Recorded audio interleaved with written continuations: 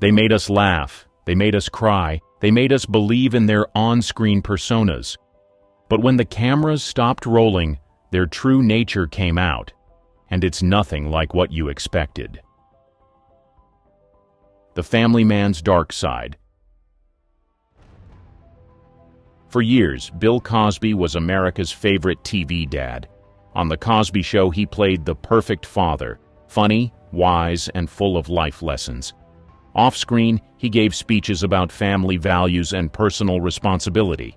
But behind the friendly image, there was a much darker truth. For decades, rumors followed him, but few questioned his reputation. That changed in 2014 when comedian Hannibal Buress called him out during a stand-up show. The clip went viral, and suddenly, the world started listening. One by one, women came forward, sharing nearly identical stories. More than 60 women accused Cosby of drugging and assaulting them. Many had been too scared to speak out earlier. He was rich, powerful, and had a spotless public image, but the details were disturbing. Aspiring actresses, models, and even colleagues said he lured them in with promises of mentorship, only to betray them. In 2015, Cosby was arrested for assaulting Andrea Constand, a former Temple University employee. The case went to trial, and in 2018, he was found guilty.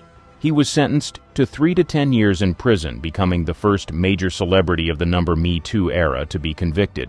But in 2021, his conviction was overturned due to a legal technicality. A past deal with a prosecutor should have prevented the trial from happening. Just like that, Cosby walked free. Even though he was legally released, his career was finished. TV networks pulled The Cosby Show. Schools took back honorary degrees, and fans turned away. The man who once lectured others about morality had been exposed as a predator. He still denies the accusations, but his reputation is beyond repair. The talk show tyrant. For years, Ellen DeGeneres was the face of kindness. Her talk show made millions smile with heartwarming surprises, funny celebrity interviews, and feel-good moments. She ended every episode with the words, "Be kind to one another." But behind the scenes, former staff said kindness was the last thing they experienced. In 2020, reports surfaced that working on The Ellen DeGeneres Show was a nightmare. Employees described a toxic workplace filled with fear, intimidation, and unfair treatment. Some were fired after taking medical leave or attending family funerals. Others were told not to look Ellen in the eye. There were even accusations of harassment by top producers, which led to multiple firings. At first, Ellen brushed off the backlash, claiming she had no idea what was happening behind the scenes. But more and more people spoke out. Former guests revealed cold, awkward interactions that clashed with Ellen's on-screen warmth. Celebrities like Dakota Johnson, Mariah Carey, and Brad Garrett hinted that Ellen's friendly TV persona was just an act. The damage was done. Ratings dropped fast, and advertisers started pulling away. In 2021, Ellen announced that her show would end after 19 seasons. She called it a personal decision, but many saw it as a direct result of the backlash. The comedian who was cruel. Chevy Chase was one of the biggest comedy stars of the 1970s and 80s. As an original Saturday Night Live cast member, he helped shape modern sketch comedy. His success led to major film roles in Caddyshack, National Lampoon's Vacation, and Fletch. On-screen, he played lovable, sarcastic wisecrackers. Off-screen? A different story. From the start of his career, Chase gained a reputation for being difficult. He left SNL after just one season, later returning to host and immediately clashing with the new cast. He insulted everyone, including then-rising star Bill Murray. Their feud got so bad that it turned into a physical fight backstage right before a live episode. His arrogance and mean-spirited humor weren't just aimed at co-stars. Writers, directors, and crew members often found him unbearable. Many claimed he was cruel for no reason, making racist, sexist, and demeaning jokes at others' expense. Will Ferrell once called him the worst SNL host he'd ever worked with. Chase's behavior followed him to film sets. During National Lampoon's Christmas Vacation, his co-star Beverly D'Angelo said the entire cast had to adjust to his moods, never knowing if he'd be friendly or hostile that day. On the show Community, his treatment of colleagues reached a breaking point. He frequently insulted cast and crew, directing discriminatory comments toward Donald Glover. Show creator Dan Harmon openly criticized him, and Chase eventually left before the final season. Despite his legacy in comedy, Chase's reputation damaged his career. Once a top box office draw, he became increasingly difficult to work with. By the 2000s, leading roles dried up, and he was mostly remembered for his past work and his bad attitude. In interviews, Chase has admitted to being difficult, but often brushes it off as part of his personality. While some still see him as a comedy icon, others view him as an example of how ego and cruelty can overshadow talent. The philanthropist who lied. Jared Leto built a career on transformation. He's an Oscar-winning actor, a rock star with 30 Seconds to Mars, and a self-proclaimed deep thinker. His fans admire his dedication to roles, extreme method acting, and supposed generosity. But behind the carefully crafted image, Leto has faced serious allegations, ranging from cult-like behavior to inappropriate relationships with young fans. For years, stories circulated about his treatment of followers. His band, 30 Seconds to Mars, developed an intense fan base with Leto at the center. He launched a so-called exclusive retreat called Camp Mars, where fans paid thousands to attend. The event was marketed as a bonding experience, but many saw it as a money grab. Photos surfaced of Leto in white robes, surrounded by adoring fans, fueling comparisons to a cult. Then came the more troubling accusations. Multiple sources, including music journalists and social media users, have claimed Leto pursued teenage fans. Reports date back to the early 2000s, when he allegedly used his fame to lure underage girls into uncomfortable situations. A former music industry insider once said Leto had a reputation for targeting girls as young as 16. Though no formal charges have been filed, the whispers never stopped. Leto's behavior on film sets hasn't helped his case. He's known for extreme method acting, but some call it outright harassment. On the set of Suicide Squad, where he played the Joker, he allegedly sent disturbing gifts to co-stars, including used condoms and dead animals. Many dismissed it as a publicity stunt, but others saw it as unprofessional and unsettling. Despite the controversy, Hollywood continues to embrace him. He's still landing major roles and fronting luxury ad campaigns. When asked about the allegations, Leto stays silent or deflects. His fan base remains loyal, and his reputation, while damaged, hasn't fully crumbled. The romantic lead's abuse. Johnny Depp was once one of Hollywood's most beloved actors. With his roles in Edward Scissorhands, Pirates of the Caribbean, and Charlie and the Chocolate Factory, he built a reputation as the eccentric yet charming leading man. Fans saw him as misunderstood, artistic, and deeply romantic, but his off-screen relationships told a different story. In 2016, his ex-wife, actress Amber Heard, filed for divorce and accused him of domestic violence. She provided photos of bruises and claimed he had a history of alcohol-fueled rage. Depp denied everything, calling her a liar and an abuser herself. What followed was one of the most public and bitter celebrity legal battles in history. Heard wrote a 2018 op-ed describing herself as a survivor of domestic abuse without naming Depp. He responded by suing her for defamation, claiming she ruined his career.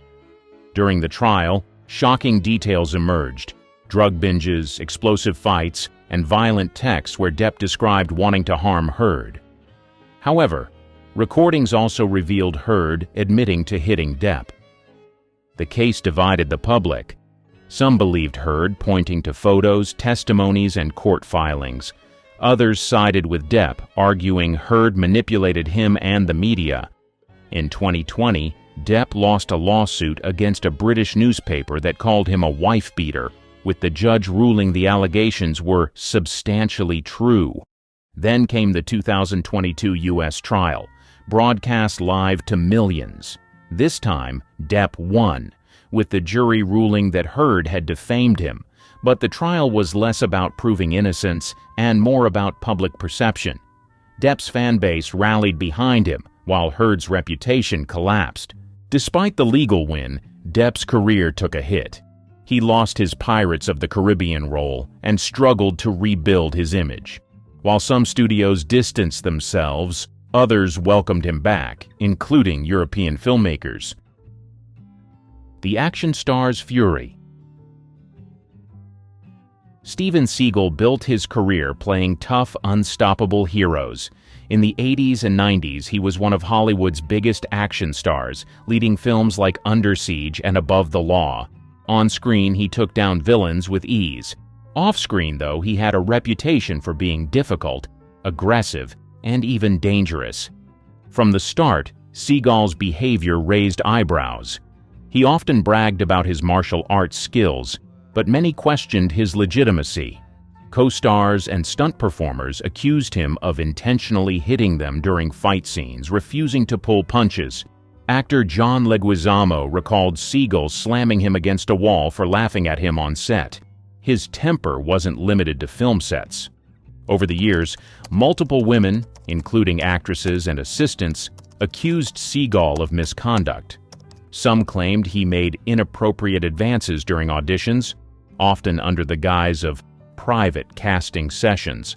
In 2018, 2 women accused him of assault, including one who said he attacked her when she was just 17. Seagal denied all allegations. His reputation for arrogance and hostility extended beyond Hollywood. Seagal frequently reinvented himself, at one point claiming he worked for the CIA. Later, he cozied up to world leaders, including Vladimir Putin, who granted him Russian citizenship. His growing political ties and controversial statements made him even more polarizing. By the early 2000s, Seagal's Hollywood career was fading. Directors avoided working with him due to his behavior, and he was relegated to low-budget, direct-to-video action films. Even then, reports of mistreatment and erratic behavior continued. Today, Seagal is more known for controversy than for movies. He still insists he's a martial arts master, a law enforcement expert, and a geopolitical strategist. But few take him seriously. Once a major star, his reputation for rage, dishonesty, and misconduct left his career in ruins. The singer who silenced victims. R. Kelly was a music icon.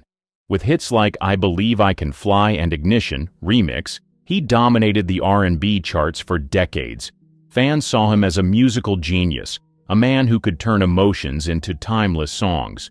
But behind the fame, troubling accusations followed him for years, ones that were ignored or brushed aside until the truth became too big to hide. Whispers about Kelly's behavior started early in his career. In 1994, at 27, he secretly married 15-year-old Aaliyah using false documents. The marriage was annulled, but it raised serious questions. Then came the early 2000s when disturbing footage surfaced, allegedly showing Kelly involved in misconduct with a minor. He was charged, but avoided conviction in 2008 after the key witness refused to testify. Despite ongoing concerns, Kelly's career thrived. He continued performing to sold-out crowds, winning awards, and working with major artists. Many in the industry turned a blind eye, and those who spoke out were dismissed. For years, he used his wealth and influence to keep accusations quiet. Then, in 2019, Surviving R. Kelly aired. The documentary featured first-hand accounts from multiple women who described years of manipulation and control. The stories painted a disturbing pattern. Kelly allegedly isolated young women, cut them off from their families, and maintained an environment where he controlled every aspect of their lives. The backlash was immediate. His record label dropped him, streaming services pulled his music, and his career collapsed overnight. That same year, Kelly was arrested and charged with serious crimes, including exploitation, coercion, and racketeering. In 2021, he was found guilty and sentenced to 30 years in prison. More convictions followed, sealing his fate. The activist's hidden hypocrisy. Sean Penn built a reputation as one of Hollywood's most intense actors.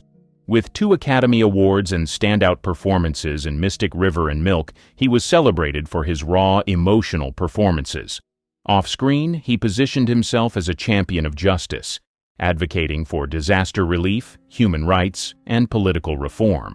But while he spoke passionately about these causes, his personal history painted a far more complicated picture. Penn's reputation for fiery behavior dates back to the 1980s, during his marriage to Madonna. Their relationship was highly publicized, but behind the scenes, it was anything but picture perfect. In 1988, Madonna reportedly sought police assistance after an alleged violent incident. Though she later downplayed parts of the story, reports of Penn's temper followed him for years. His outbursts weren't limited to his personal life. Throughout his career, Penn frequently made headlines for aggressive run-ins with the media. He was known for clashing with paparazzi, sometimes physically, and even served time in 1987 for an altercation with a photographer. In another instance, he was caught on camera aggressively confronting a reporter, showing the same volatility he often criticized in others. Despite his activism, Penn's actions often contradicted his public stance. He supported humanitarian causes but had a history of heated confrontations with colleagues and journalists. His interviews were filled with harsh criticisms of Hollywood, politics, and even his peers, often sounding less like a voice for justice and more like someone settling personal scores. In later years, Penn's unpredictable behavior made him a controversial figure. While some admired his work in disaster relief, others questioned his motivations, seeing him as someone who inserted himself into global crises for attention. His political views also sparked backlash, with some calling him hypocritical for supporting leaders with questionable records. The fan favorite's manipulation. James Corden built a career on charm. As the host of The Late Late Show, he became a fan favorite with viral segments like Carpool Karaoke and Spill Your Guts or Fill Your Guts. His cheerful personality and self-deprecating humor made him seem relatable, an everyman who just happened to be famous. But behind the smiles and sing-alongs, former colleagues, restaurant staff, and even fans told a very different story. Rumors of Corden's behavior started surfacing years ago, mostly from people who worked behind the scenes. Writers from The Late Late Show claimed he was dismissive and belittling, taking credit for their work and creating a stressful environment. Despite his fun-loving on-screen presence, many described him as cold and uninterested when the cameras weren't rolling. The biggest hit to his reputation came in 2022 when a New York restaurant owner called him out for his treatment of staff. Corden was accused of being rude to servers, yelling over minor mistakes, and even demanding free drinks as compensation for small inconveniences. The backlash was immediate, forcing him to apologize publicly. But for many, the damage was done, especially as more people came forward with similar stories. Co-stars and industry insiders also had their share of complaints. Actor Patrick Stewart famously called Corden out during an awards event, implying he was arrogant and difficult to work with. Others claimed he often ignored fans in public unless cameras were around, making his friendly persona seem more like an act than reality. In 2023, Corden stepped away from The Late Late Show, insisting it was his decision to spend more time with family. But with his reputation taking multiple hits, some believed he saw the writing on the wall. The awards, Darling's secret life. Kevin Spacey was once one of Hollywood's most respected actors. With 2 Academy Awards for The Usual Suspects and American Beauty, plus a starring role in House of Cards, he was seen as a powerhouse of talent. His performances were intense, calculated, and unforgettable. But behind the prestige, a darker reality existed, one that would eventually destroy his career. In 2017, at the height of the Me Too movement, actor Anthony Rapp accused Spacey of inappropriate behavior when Rapp was just 14. Spacey responded with a public apology but attempted to shift the focus by making a statement about his personal life. The damage was immediate. His response was widely criticized as deflecting from the real issue. After Rapp's accusations, more people spoke out. Multiple individuals, including crew members from House of Cards, accused Spacey of misconduct and abuse of power. The accusations painted him as someone who used his influence to intimidate and manipulate others. The fallout was swift. Netflix dropped him from House of Cards, removing his character from the final season. Studios distanced themselves, and Spacey's planned projects were either shelved or recast. Ridley Scott even replaced him in All the Money in the World, reshooting Spacey's scenes with Christopher Plummer just weeks before the film's release. Spacey faced multiple legal battles in the years that followed. While he won some cases, including a 2022 civil trial against Rapp, other accusations led to criminal investigations. Though some charges were dropped, his once thriving career was over. By 2023, Spacey was attempting a slow return, claiming he had been unfairly canceled. But Hollywood hasn't welcomed him back. The actor who once held the industry in his grip is now largely forgotten, his talent overshadowed by the scandals that tore his career apart. Did you know that Susan Hayward, one of Hollywood's most celebrated actresses, once stood at the crossroads of life and death, not on a movie set but in real life during a nuclear bomb test? This chilling and lesser-known aspect of her life raises a curtain of mystery. How did a star, known for her captivating performances and striking presence, find herself in such a harrowing situation? And what were the hidden repercussions of this incident on her life and career? A Brooklyn beginning. Susan Hayward's story starts far from the glitz of Hollywood, in the working-class neighborhood of Flatbush, Brooklyn. Born Edith the Mariner on June 30, 1917, her early life was a far cry from the red carpets and glamorous gowns she would later become synonymous with. The eldest of 3 children, Hayward's upbringing was modest, with her father working as a transportation worker and her mother as an actress in local stage productions. From a young age, Hayward showed a spark of the determination and resilience that would later define her career. At the age of 7, a tragic accident left her with a severely broken ankle, an injury that doctors warned might cripple her for life. However, Hayward defied these grim predictions, not only walking again but eventually developing a graceful gait that would be admired on the silver screen. Hayward's interest in acting was kindled early, undoubtedly influenced by her mother's theatrical background. She attended Girls Commercial High School, now Prospect Heights High School, where she focused on secretarial skills, a pragmatic choice considering her family's financial constraints. However, her passion for performing couldn't be quelled. She participated in school plays and soon set her sights on a career in acting, driven by a combination of raw talent and a fierce ambition to rise beyond her humble beginnings. The first significant turn in Hayward's journey came in the form of a beauty contest. At the age of 17, she entered and won a beauty contest at the Brooklyn Paramount Theater. This victory wasn't just a testament to her striking looks, it was the gateway to her future in Hollywood. The contest caught the attention of talent scouts, setting her on a path that would lead her away from Brooklyn and towards the bright lights of California. However, the road to stardom was not a straight path.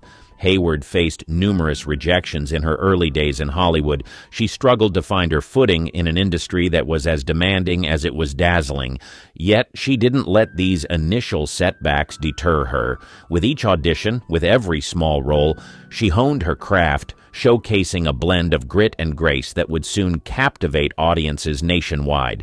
Susan Hayward's journey from a Brooklyn neighborhood to Hollywood's elite circles is a story of perseverance and the relentless pursuit of a dream.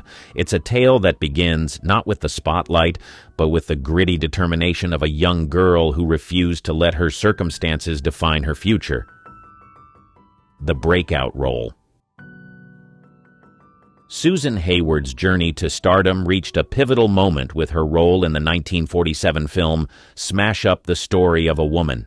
This film not only showcased her exceptional acting skills but also marked a significant transformation in her career, bringing her into the limelight as a serious Hollywood actress. Smash Up presented Hayward with a character that was complex and challenging. She portrayed Angie Evans, a talented singer who abandons her own career aspirations to support her husband's rise to fame. As her husband's career flourishes, Angie finds herself grappling with feelings of neglect and jealousy, spiraling into alcoholism. This role was a stark contrast to the more glamorous and superficial roles often assigned to actresses at the time. Hayward's portrayal of Angie's descent was both powerful and heart-wrenching, earning her widespread acclaim. Her performance in Smash Up was a masterclass in emotional depth and realism.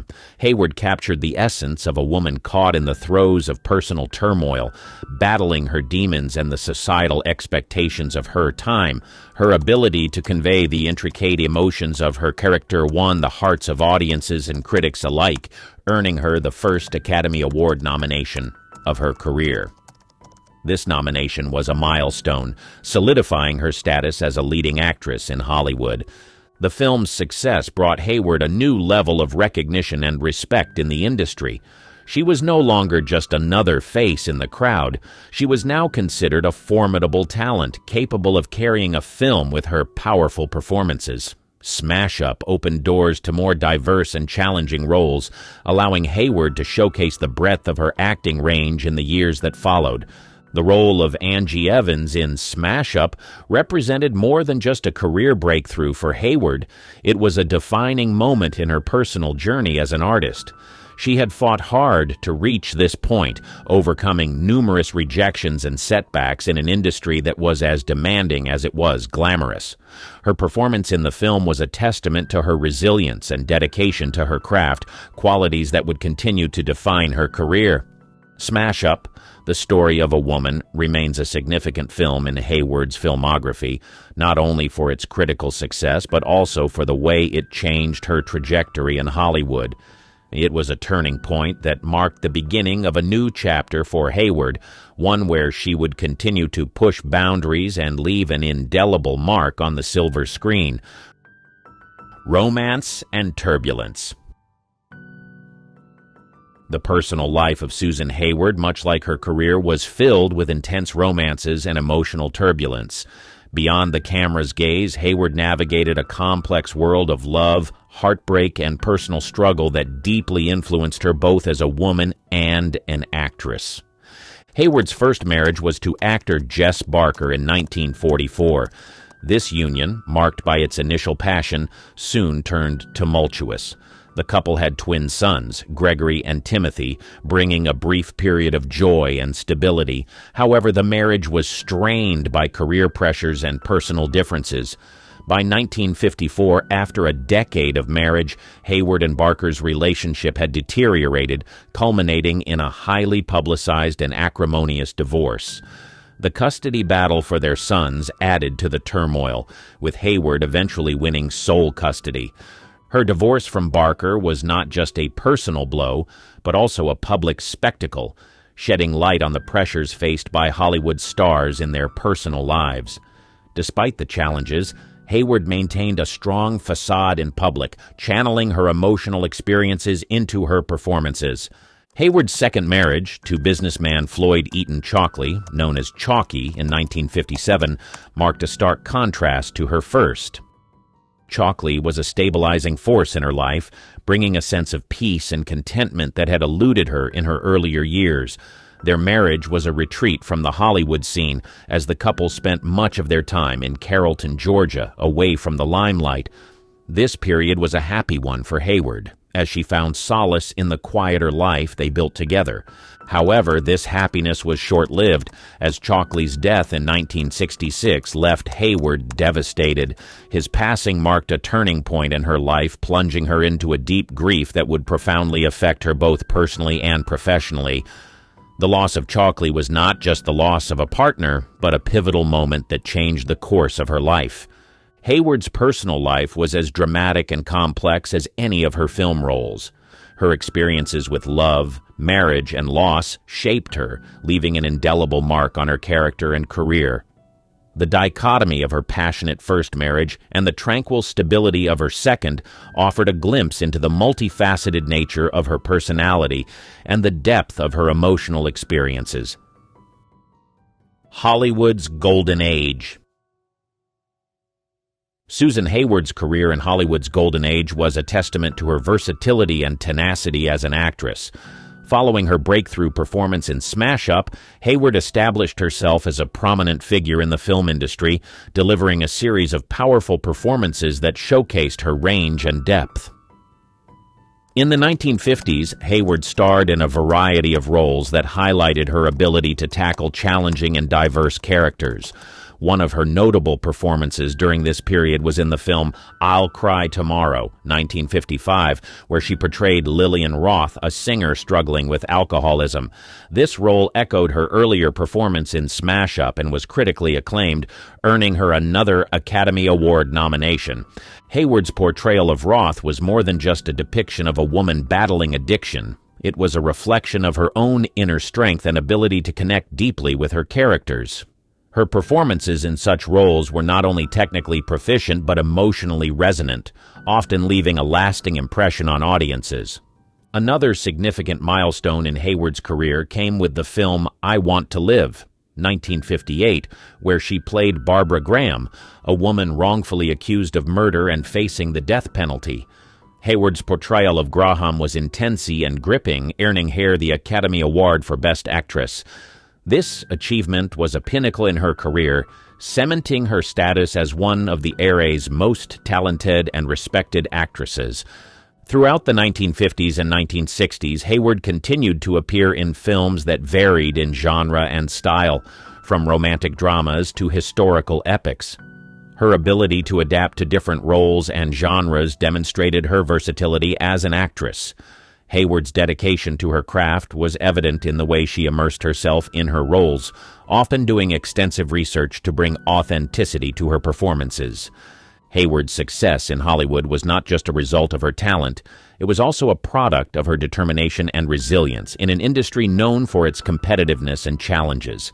She navigated the complexities of Hollywood with a blend of grace and grit, earning the respect of her peers and the adoration of her fans. Facing adversity.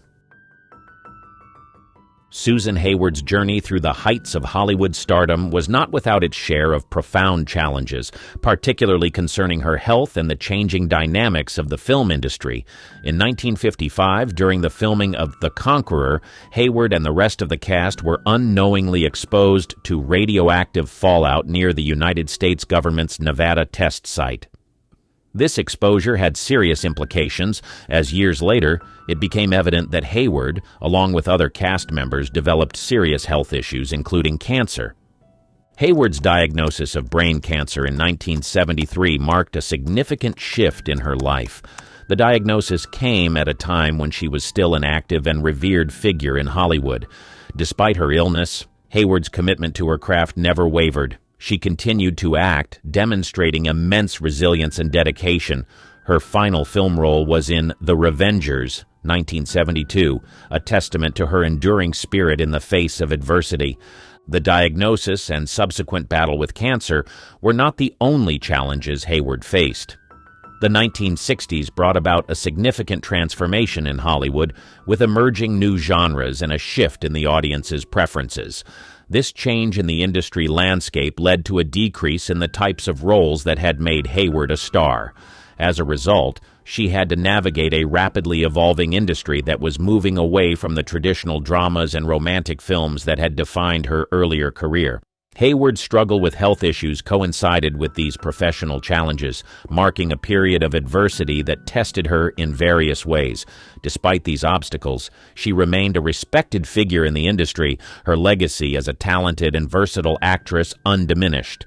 Hayward's ability to face these challenges head-on was indicative of her strong character and her unwavering passion for acting. Throughout these difficult times, Hayward maintained a degree of privacy, choosing to confront her health battles away from the public eye. This decision reflected her desire to face her struggles on her own terms, away from the glare of Hollywood's spotlight. The comeback. After facing significant health challenges and navigating the evolving landscape of Hollywood, Susan Hayward made a remarkable comeback, demonstrating her incredible resilience and passion for acting. In the early 1970s, following her diagnosis and treatment for brain cancer, Hayward took a hiatus from acting to focus on her health. This period was one of introspection and recovery for her, as she battled the illness that had come to define a significant part of her life during this time. However, her spirit and love for the art of acting remained undiminished, and she soon felt the pull of the silver screen once again. Hayward's return to acting was marked by her performance in the made-for-television movie Say Goodbye, Maggie Cole, 1972. This role was a testament to her enduring talent and determination. In the movie, Hayward portrayed a doctor grappling with the decision to leave her profession, a poignant parallel to her own life's challenges and decisions at the time. Her performance was met with critical acclaim, proving that her skills as an actress were as sharp as ever. This comeback was not just a return to acting. It was a statement of Hayward's unwavering resolve in the face of personal and professional obstacles. Her ability to deliver a powerful performance after such a challenging period was a source of inspiration to many and solidified her reputation as one of Hollywood's most resilient stars. The success of Say Goodbye, Maggie Cole opened up new opportunities for Hayward. She went on to appear in several more television movies and continued to receive praise for her work. These roles allowed her to explore different character types and storytelling formats, showcasing her versatility as an actress. Hayward's return to the spotlight was also a period of personal growth and change. She had faced down one of life's greatest challenges and emerged with a renewed sense of purpose and commitment to her craft. This period in her career was a reflection of her ability to adapt, to overcome, and to continue to captivate audiences with her performances. Susan Hayward's comeback in the early 1970s was a remarkable chapter in her life, highlighting her resilience and dedication. It was a period that saw her not only return to what she loved, but also triumph over the adversities that had threatened to derail her career and her life. Hayward's journey during this time was a powerful reminder of the strength and determination that characterized her both on and off the screen. Mystery and controversy. The life of Susan Hayward was not just a tapestry of cinematic achievements and personal battles. It was also woven with threads of mystery and controversy that often eluded the public eye. While she graced the silver screen with poise and elegance, her life off-screen was marked by episodes that remained largely unknown to her fans. One such episode revolved around Hayward's connection to the infamous Hollywood blacklist era. During the 1940s and 1950s, the Red Scare swept through Hollywood, leading to the blacklisting of many artists accused of having communist ties. Hayward's name appeared on an FBI list of potential communist sympathizers, a revelation that shocked many. The details of her alleged involvement and political leanings were murky, but the mere association with the blacklist brought a shadow of suspicion over her during a tumultuous time in Hollywood history.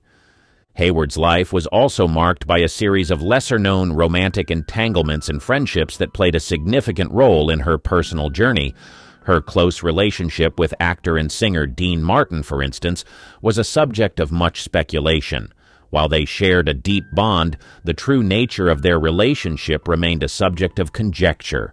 This ambiguity added an element of intrigue to Hayward's persona, as fans and the media speculated about the private life of the enigmatic actress. Another controversial aspect of Hayward's life was her rumored rivalry with fellow actress Ava Gardner. While the extent of this rivalry was likely exaggerated by the press, it was reflective of the competitive atmosphere of Hollywood at the time. The narrative of conflict between two leading actresses was a staple of Hollywood gossip, adding to the mystique surrounding Hayward's career. Hayward's health struggles also gave rise to a series of controversies and rumors. Following her diagnosis with brain cancer, there was much speculation about the cause of her illness. The link between her cancer and the radioactive fallout from the Nevada test site during the filming of The Conqueror was a topic of debate and concern, raising questions about the safety measures in the film industry at the time. Despite the mysteries and controversies that surrounded her, Hayward navigated her life with a level of discretion that was uncommon in the world of Hollywood. She rarely addressed the rumors and speculation head-on, choosing instead to maintain a dignified silence. This approach only fueled the curiosity and fascination of her fans and the media, who continued to be intrigued by the enigmatic figure of Susan Hayward. Final years. As the 1970s progressed, Susan Hayward's life took a turn away from the Hollywood spotlight, marking a period of introspection and relative solitude. Following her remarkable career and her courageous battle with health issues, Hayward chose a more secluded life, stepping back from the public eye and the industry that had defined much of her existence. Hayward's final years were spent in her home in Beverly Hills and at her farm in Carrollton, Georgia, a place that had brought her much peace and happiness during her marriage to Floyd Eaton Chalkley. After his death in 1966, the farm remained a sanctuary for Hayward, a place where she could find solace and a sense of normalcy away from the glares of Hollywood. In these years, Hayward's focus shifted significantly.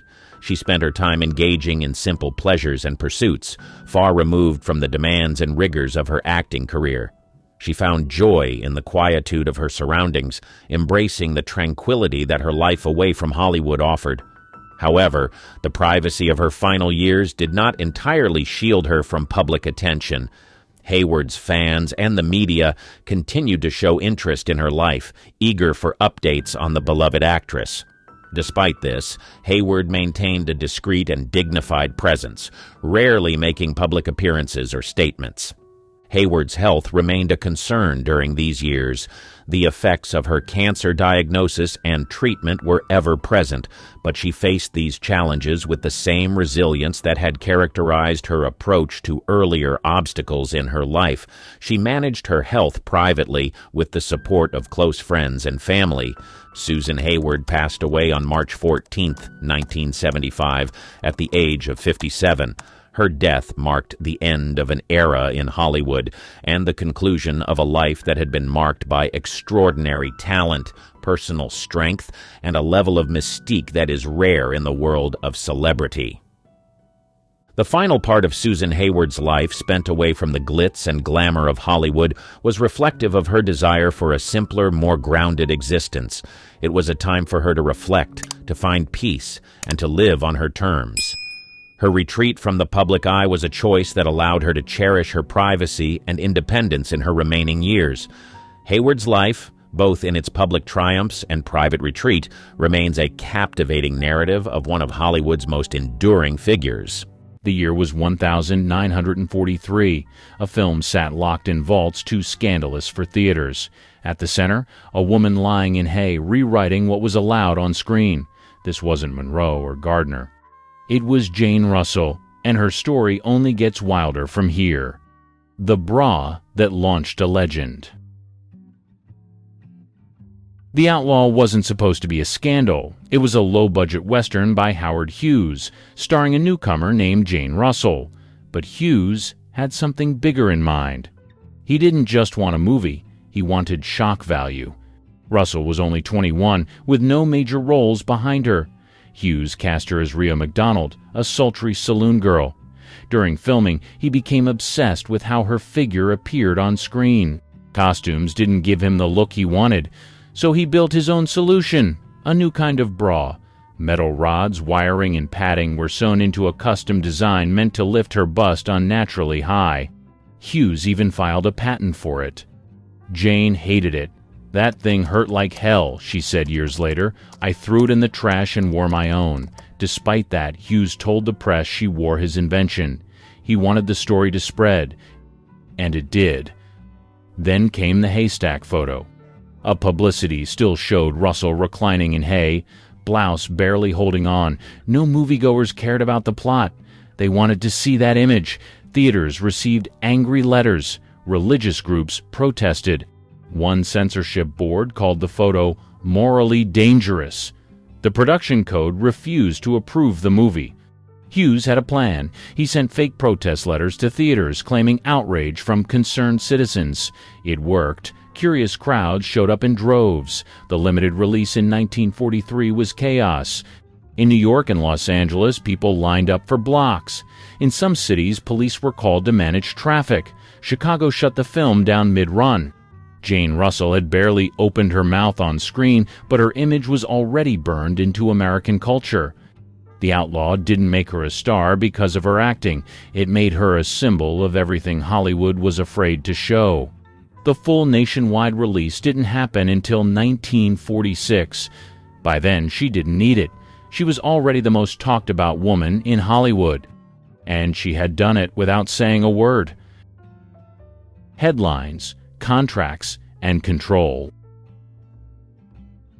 After The Outlaw stirred controversy in 1943, Jane Russell's name never left the papers, but behind the headlines, she was caught in a mess of studio politics, lawsuits, and image control. She hadn't asked for any of it. Howard Hughes had her locked under an exclusive contract. That meant no other studio could touch her, and she couldn't choose her roles. She later said, "I was stuck doing whatever he wanted. I couldn't even accept better parts." For years, Hughes refused to loan her out, even when major studios begged. Warner Brothers, MGM, and Paramount all showed interest. Hughes said no. During that time, Jane wasn't making movies. Instead, she was doing press, magazine covers, pin-up shoots, public appearances. It was all meant to keep her famous without ever stepping on set. She became one of the most photographed women in America without releasing a single new film. Then came the court battles.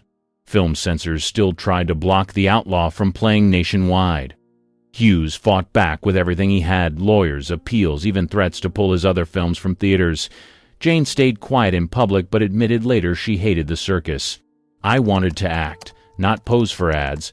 In 1946, the film finally got wide release. It made millions. Critics weren't kind. Most called the acting wooden and the story dull. But it didn't matter. People came to see her. Hughes had turned Jane into a brand, not an actress. Finally, in 1947, Jane got a new project, Young Widow. It was her first non-Hughes production. The script had depth, and she was eager to prove she could act. But the damage had been done. Audiences still saw her as the hey girl. Reviews were mixed. Some praised her presence. Others said she was stiff. She later admitted she was still learning. Still, she wasn't going away. The public had decided Jane Russell was worth watching, even if no one could agree on why. For better or worse, her image had already outgrown the screen. And Hughes? He still wasn't done pulling the strings. Jane versus Hollywood.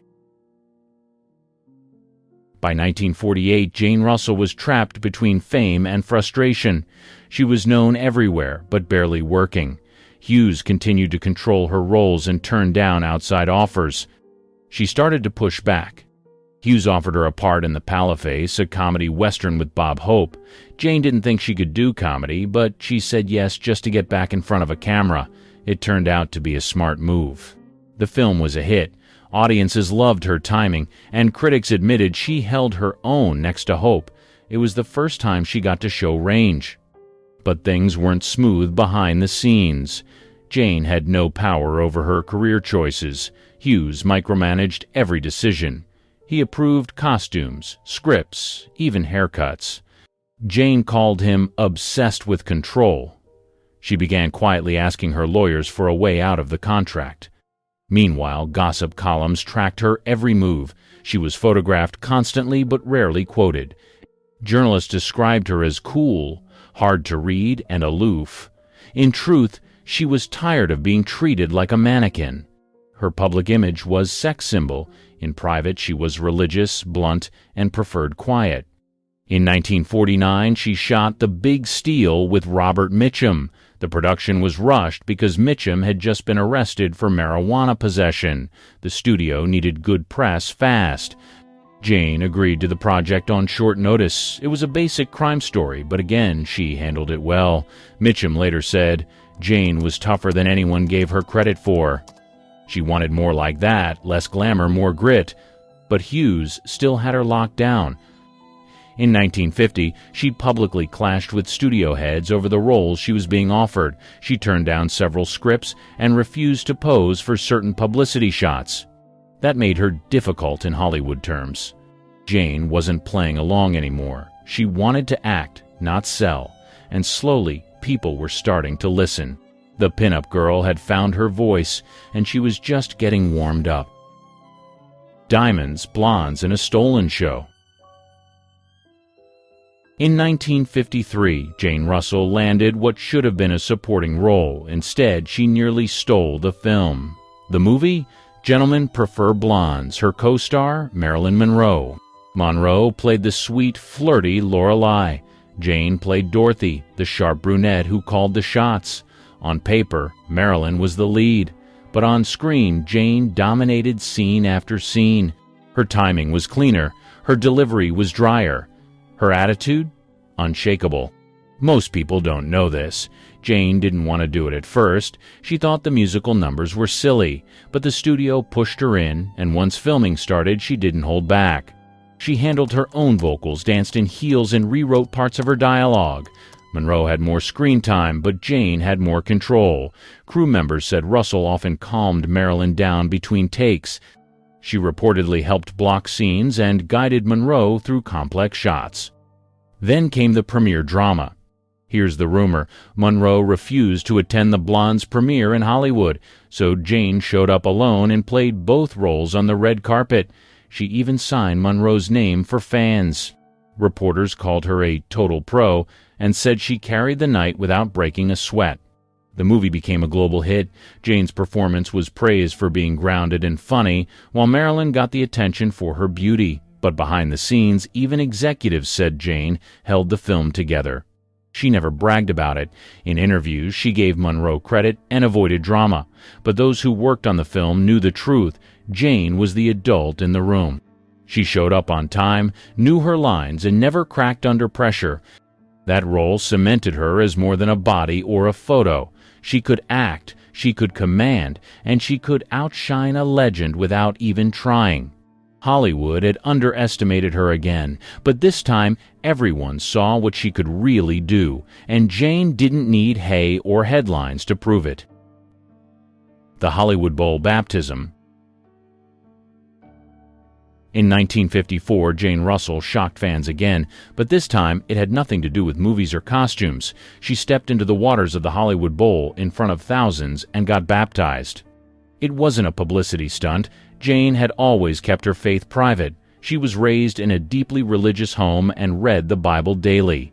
But the tension between her image and her values was growing.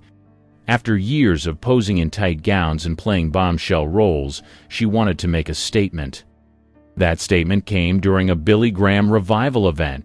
The massive crowd watched as Jane walked into the water and was fully submerged. It made headlines the next morning. "Movie siren gets saved," one paper wrote. Others called it a mid-career pivot, but Jane didn't care. After that, she became more vocal about her beliefs. She gave interviews criticizing the moral direction of Hollywood. She said too many films celebrated sin and called some of her past work foolish. She even started a group called WAIF, World Adoption International Fund, combining her faith and advocacy. This turn confused people. She was still doing movies and still dressing glamorously, but now she was talking about Jesus on talk shows. Some fans loved it, others tuned out. The industry didn't know how to handle her shift. She didn't back down. In public speeches, she warned young actors to stay grounded and avoid the fast track to ruin. In private, she mentored struggling performers behind the scenes.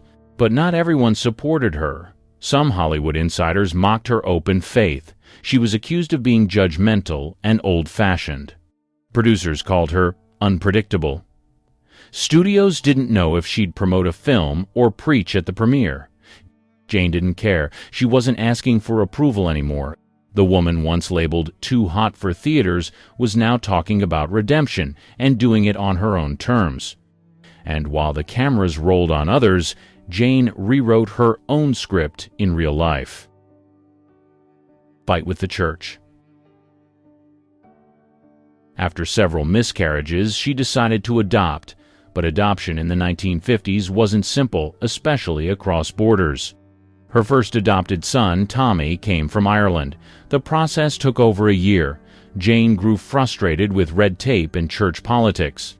She believed too many kids were stuck in orphanages while paperwork dragged on. In interviews, she called the system heartless and said it cared more about rules than children.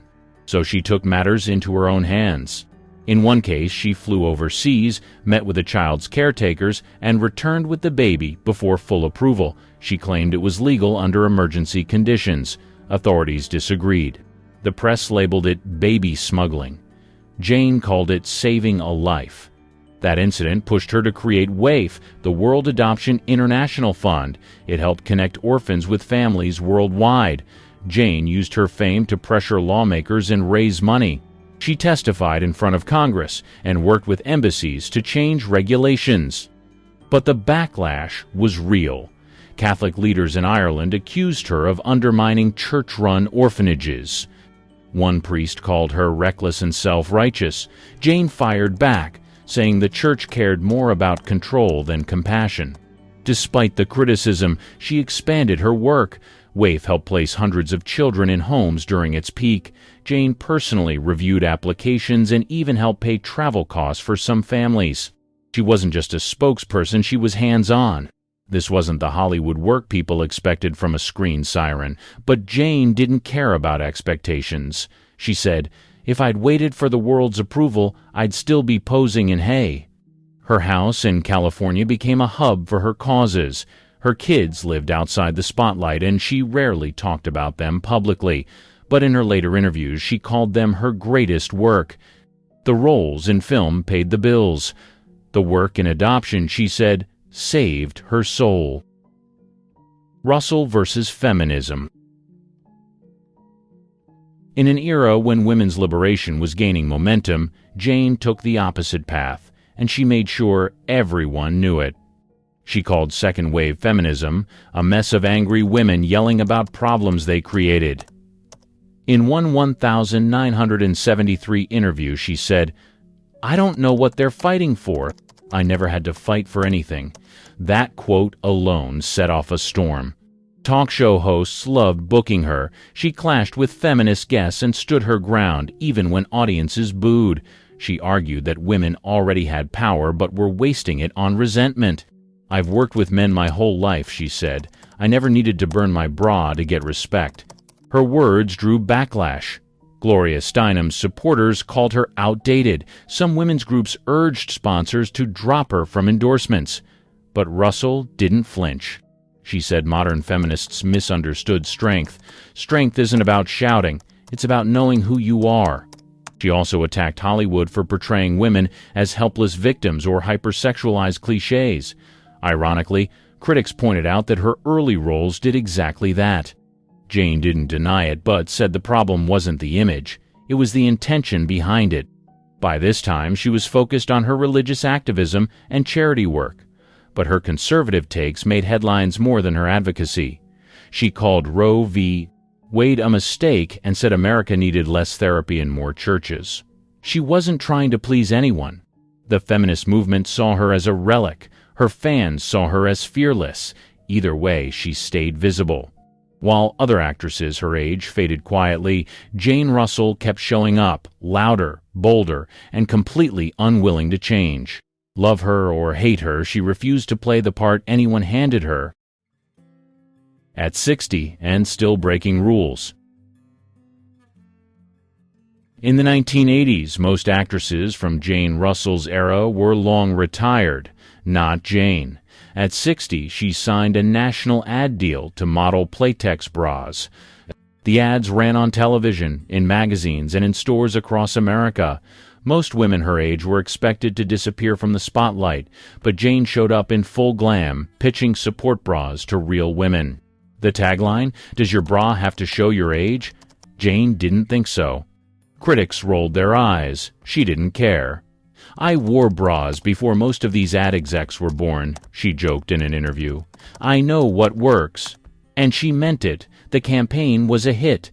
Sales spiked, especially among older women who saw her as relatable, not ridiculous. But this comeback wasn't just about ads. She started making more public appearances again, church groups, charity galas, even morning talk shows. She wasn't doing movies, but she wasn't fading away either. She found a way to stay in front of the public without pretending to be younger than she was. And she wasn't afraid to call out ageism. When a reporter asked if she'd consider a comeback film, she replied, "Sure, if they let me play a 60-year-old woman who acts like one."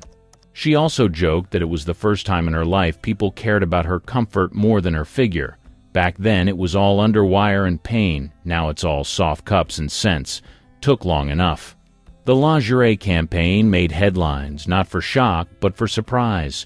No one expected Jane Russell, the once silent symbol of scandal, to become the face of grown-up confidence.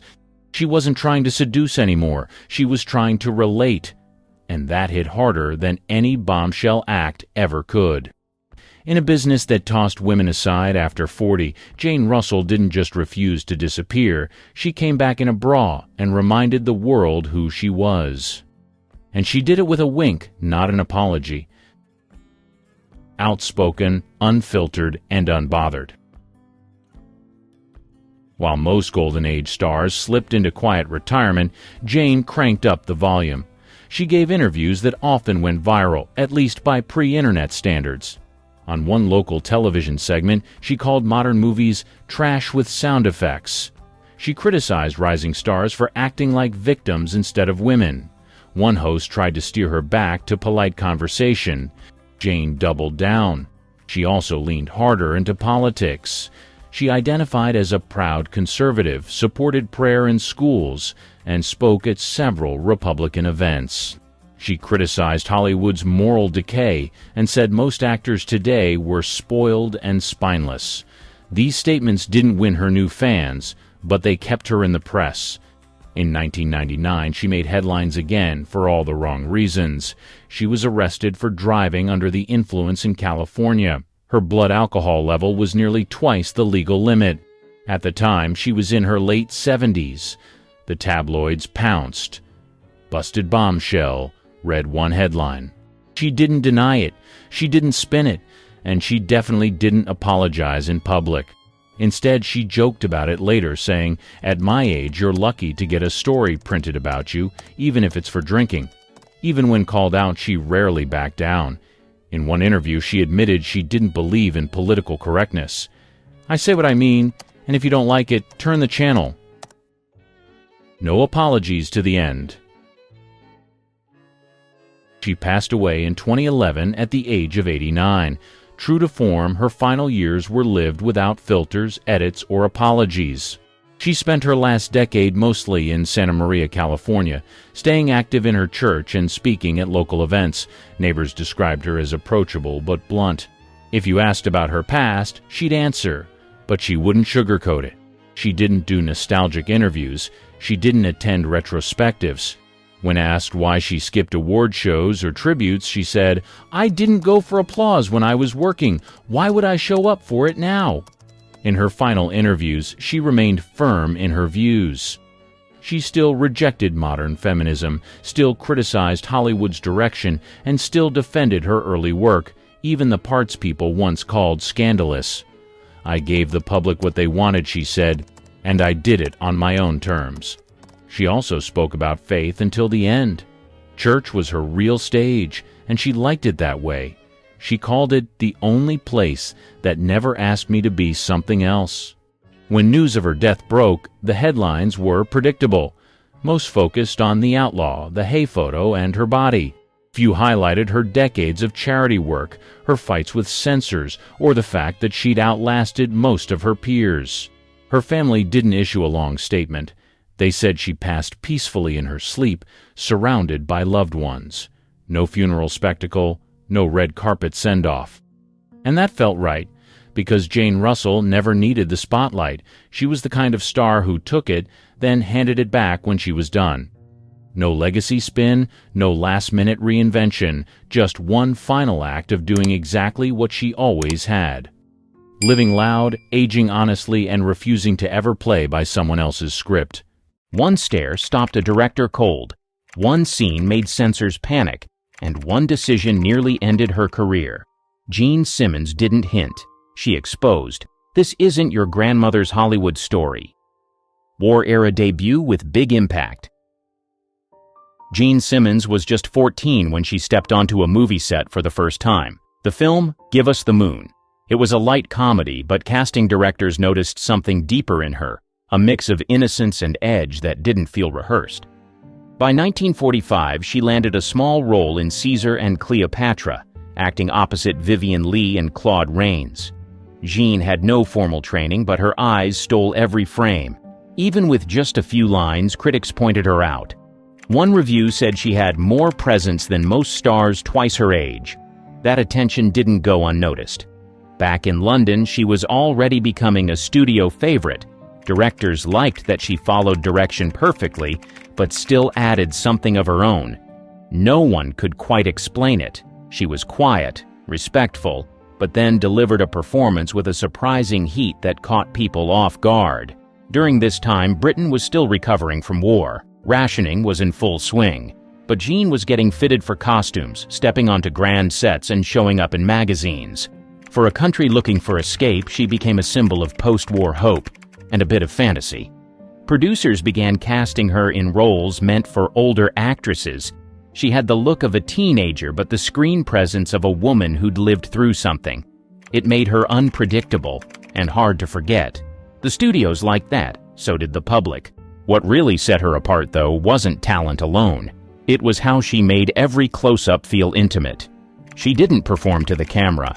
She let the camera come to her. That kind of restraint, especially at 15, felt dangerous in the best way. Ophelia role that shocked all. At only 18, she was cast opposite Laurence Olivier, who also directed and starred as Hamlet. It was a bold choice. Some said she was too young, too unknown.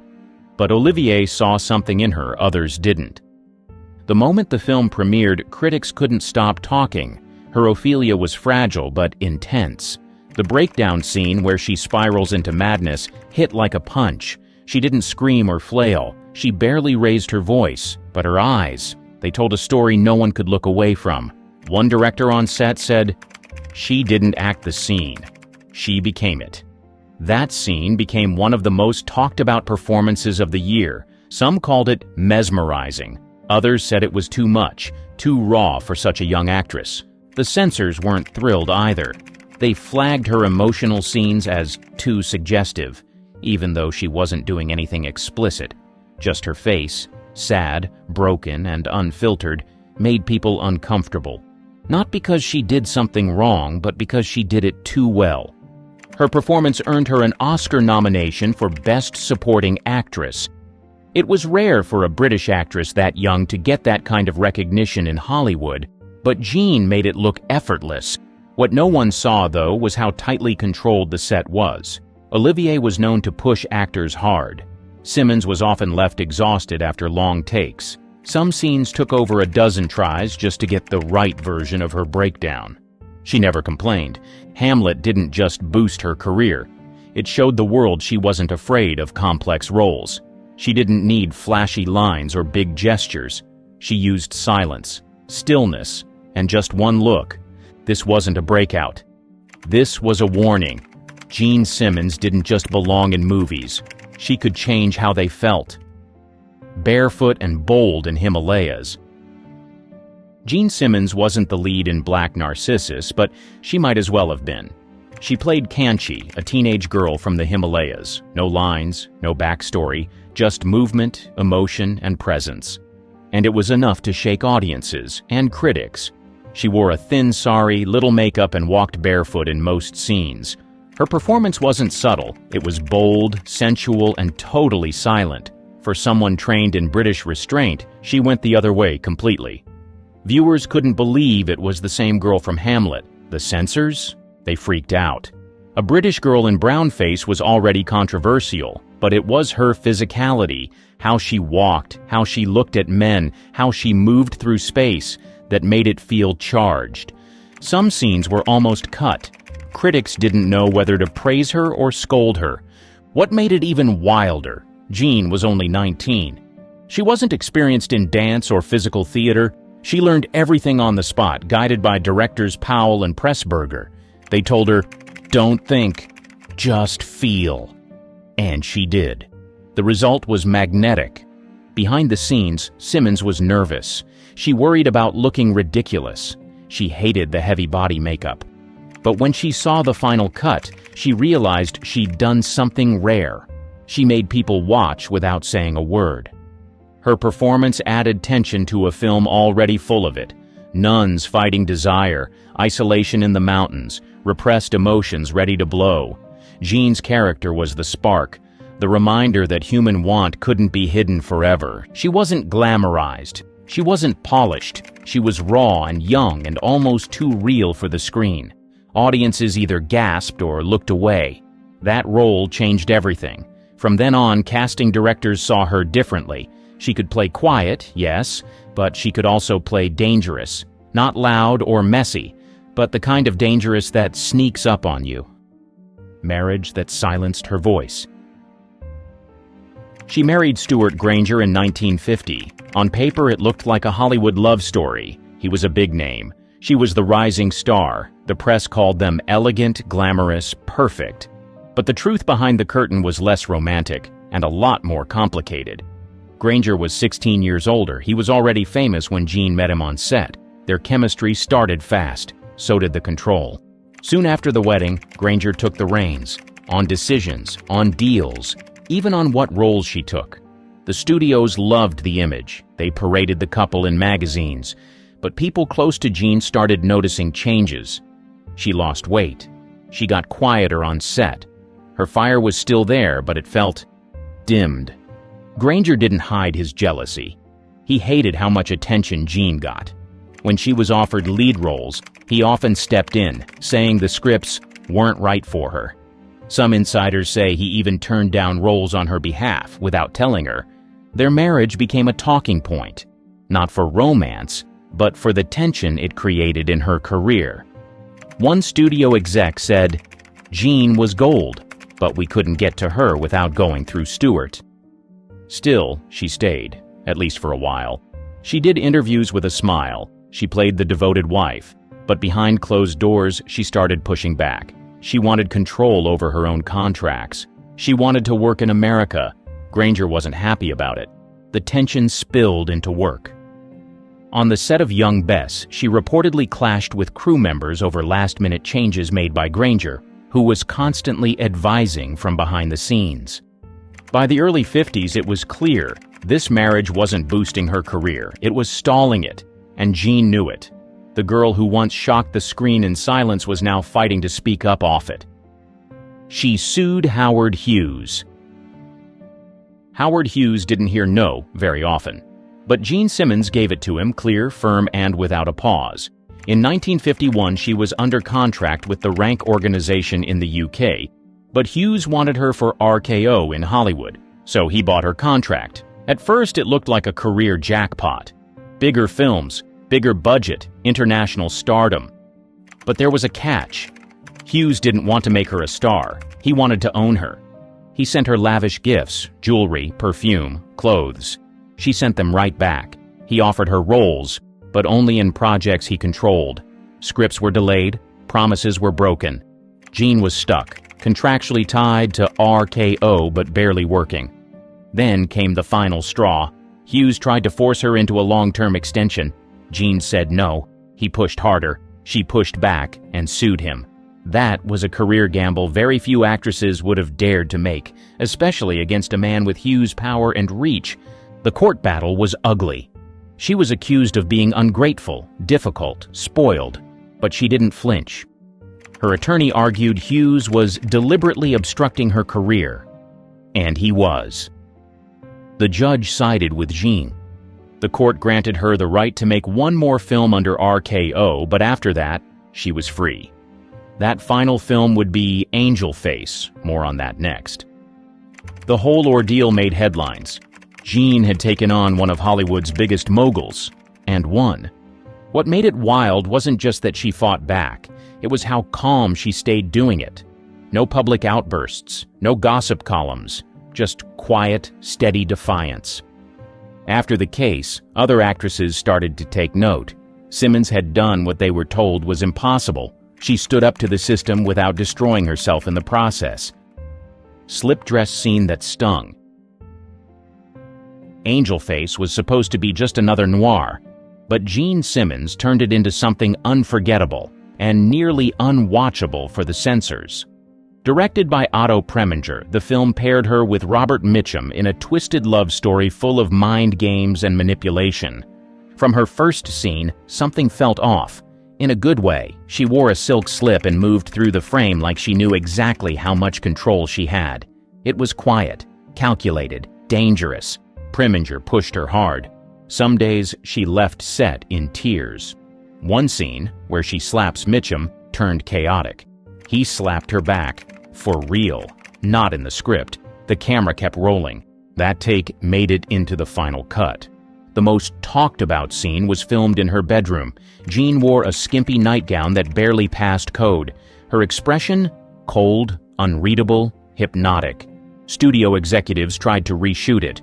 Preminger refused. Simmons never apologized. The scene stayed. Critics weren't sure what to make of her. One said she was too still, too unreadable. Another called her performance the quietest form of violence ever filmed. Audiences didn't know whether to root for her or run from her. That's exactly what Preminger wanted. Off-screen, Simmons kept it professional, but distant. She didn't like Preminger's style, but she respected the result.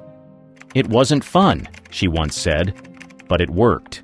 She knew what the role demanded, and she gave it, without blinking. Angel Face didn't do big box office, but it became a cult classic. Directors studied it, actresses copied her stillness, and fans replayed that one-bedroom scene like it was gospel. It proved she could lead a film, and terrify you doing it. This wasn't Jean Simmons the ingenue, this was Jean Simmons with teeth, and once you saw it, you couldn't unsee it. Backless photo stirred a storm. The robe was supposed to be a biblical epic, clean, reverent, traditional, but Jean Simmons made sure it came with a side of scandal, not because of anything in the script, but because of a single photograph. A promotional shot of Simmons in costume, barebacked, turned slightly, eyes locked on the lens, made its way into a national magazine. And suddenly people weren't talking about Roman history. They were talking about that image. She wasn't unclothed, but she didn't need to be. The curve of her back, the look on her face, it was suggestive without trying. It sparked a wave of backlash from conservative groups. Some theaters threatened to pull the film unless the image was censored. The studio quickly ordered retouched versions covering her back with added fabric. Simmons didn't protest. She also didn't apologize. What most people didn't know was that the robe marked the beginning of her freedom. It was her first film after winning her legal battle with Howard Hughes and RKO. No more interference, no more stalled scripts. She was finally in control of her career, or so she thought. Behind the scenes, she was still untangling contract fallout. Though legally free, industry politics meant many producers were hesitant to cast her right away. Her refusal to play by studio rules made her difficult. So even as the robe became a box office hit, Jean was still proving she was bankable and independent. She was also stepping into a new kind of role, the strong, morally complex woman. No longer the wide-eyed ingenue, she now played characters torn by faith, loyalty, and quiet desire.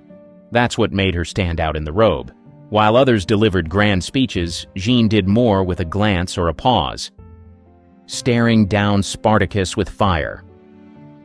By the mid-1950s, Jean Simmons had mastered the art of subtle danger. She didn't have to raise her voice or storm into a room to command attention. One stare from her could flip the energy of an entire scene, and nowhere was that more obvious than in Spartacus. She played Varinia, strong-willed, patient, deeply loving. But she wasn't just the love interest. She was the emotional core of the film. the quiet resistance behind Spartacus's rebellion. When Kirk Douglas's character meets her, she doesn't beg or flirt. She watches, she listens, and that look, equal parts softness and defiance, spoke volumes. The film was massive, huge budget, massive cast, but Simmons never got lost in the crowd. Even surrounded by warriors and senators, her presence held steady. One key scene in a bathhouse, fully clothed but emotionally bare, had audiences holding their breath. She wasn't there to seduce, but somehow she did. Director Stanley Kubrick said she could do more with silence than most actors could with 3 pages of dialogue. And that was true. She didn't rely on flashy performances.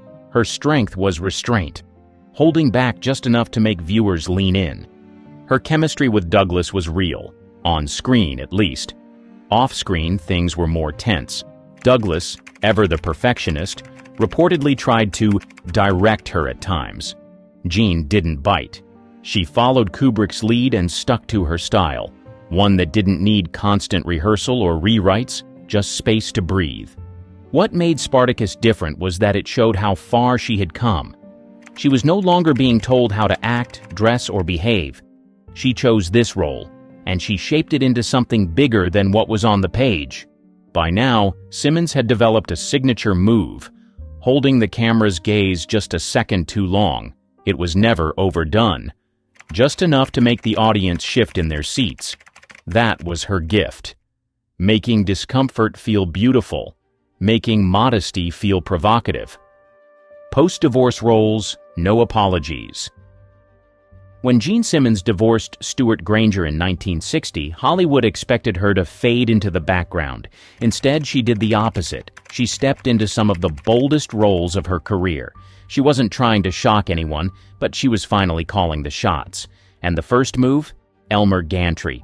In the film, she played Sister Sharon Falconer, a preacher with power, mystery, and unshakable confidence. Opposite Burt Lancaster, Simmons didn't flinch. Their chemistry felt electric, even hostile at times. Her character wasn't there to be conquered. She had her own mission and her own secrets. The role marked a shift. This was Jean fully in control. No studio head pulling strings, no husband weighing in, and it showed. Critics called her performance chillingly calm and quietly commanding. Audiences saw a version of Simmons they hadn't before, fierce, focused, and completely in her element. After that, the walls came down. In interviews, she started to speak more candidly. She admitted how controlled her earlier career had been. She talked about being dressed like a doll, told where to sit, when to smile. "I wasn't rebellious," she said. "I just had a brain." She also started choosing roles that mirrored her real-life complexity. In Life at the Top, she played a woman trapped in a cold marriage, giving one of her most emotionally raw performances. Critics noted how much pain she conveyed without raising her voice. Simmons had always known how to make silence speak, but now it screamed. By 1964, she had officially left her ingenue past behind. Her new characters were layered, modern, and sometimes bitter, but never weak. Whether playing women burned by love or cornered by power, Simmons always brought a sharp, grounded realism. Her personal life, she kept it quiet, no tabloid stunts, just work, and that work spoke volumes. Jean Simmons had survived the studio system, defied Hollywood men, and walked away from a toxic marriage. What came next wasn't a comeback, it was her full arrival. TV role that changed everything. In 1983, when most of her peers had faded into cameos or early retirement, Jean Simmons made a move that surprised everyone. She went to television. And not just any TV role. She signed on for The Thornbirds, a sweeping, high-stakes miniseries that would become a cultural event.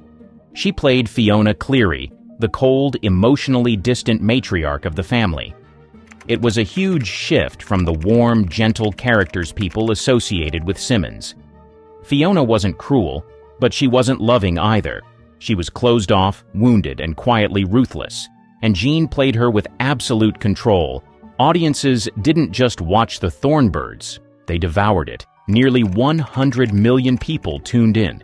Simmons held her ground against heavy hitters like Richard Chamberlain and Barbara Stanwyck, And in some scenes, she stole the spotlight entirely. It wasn't just the lines she delivered. It was how she sat, how she paused, how she looked away at just the right second. For that performance, she won the Emmy. But more than that, she won back visibility. She proved that actresses over 50 weren't just background players.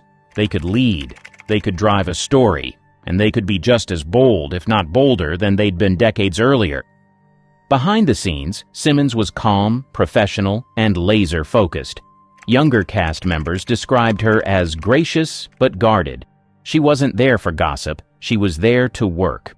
One crew member recalled, "She'd walk onto set, say almost nothing, and nail it on the first take."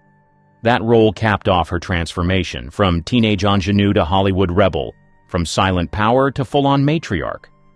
She had nothing left to prove, but somehow still delivered performances that left audiences stunned.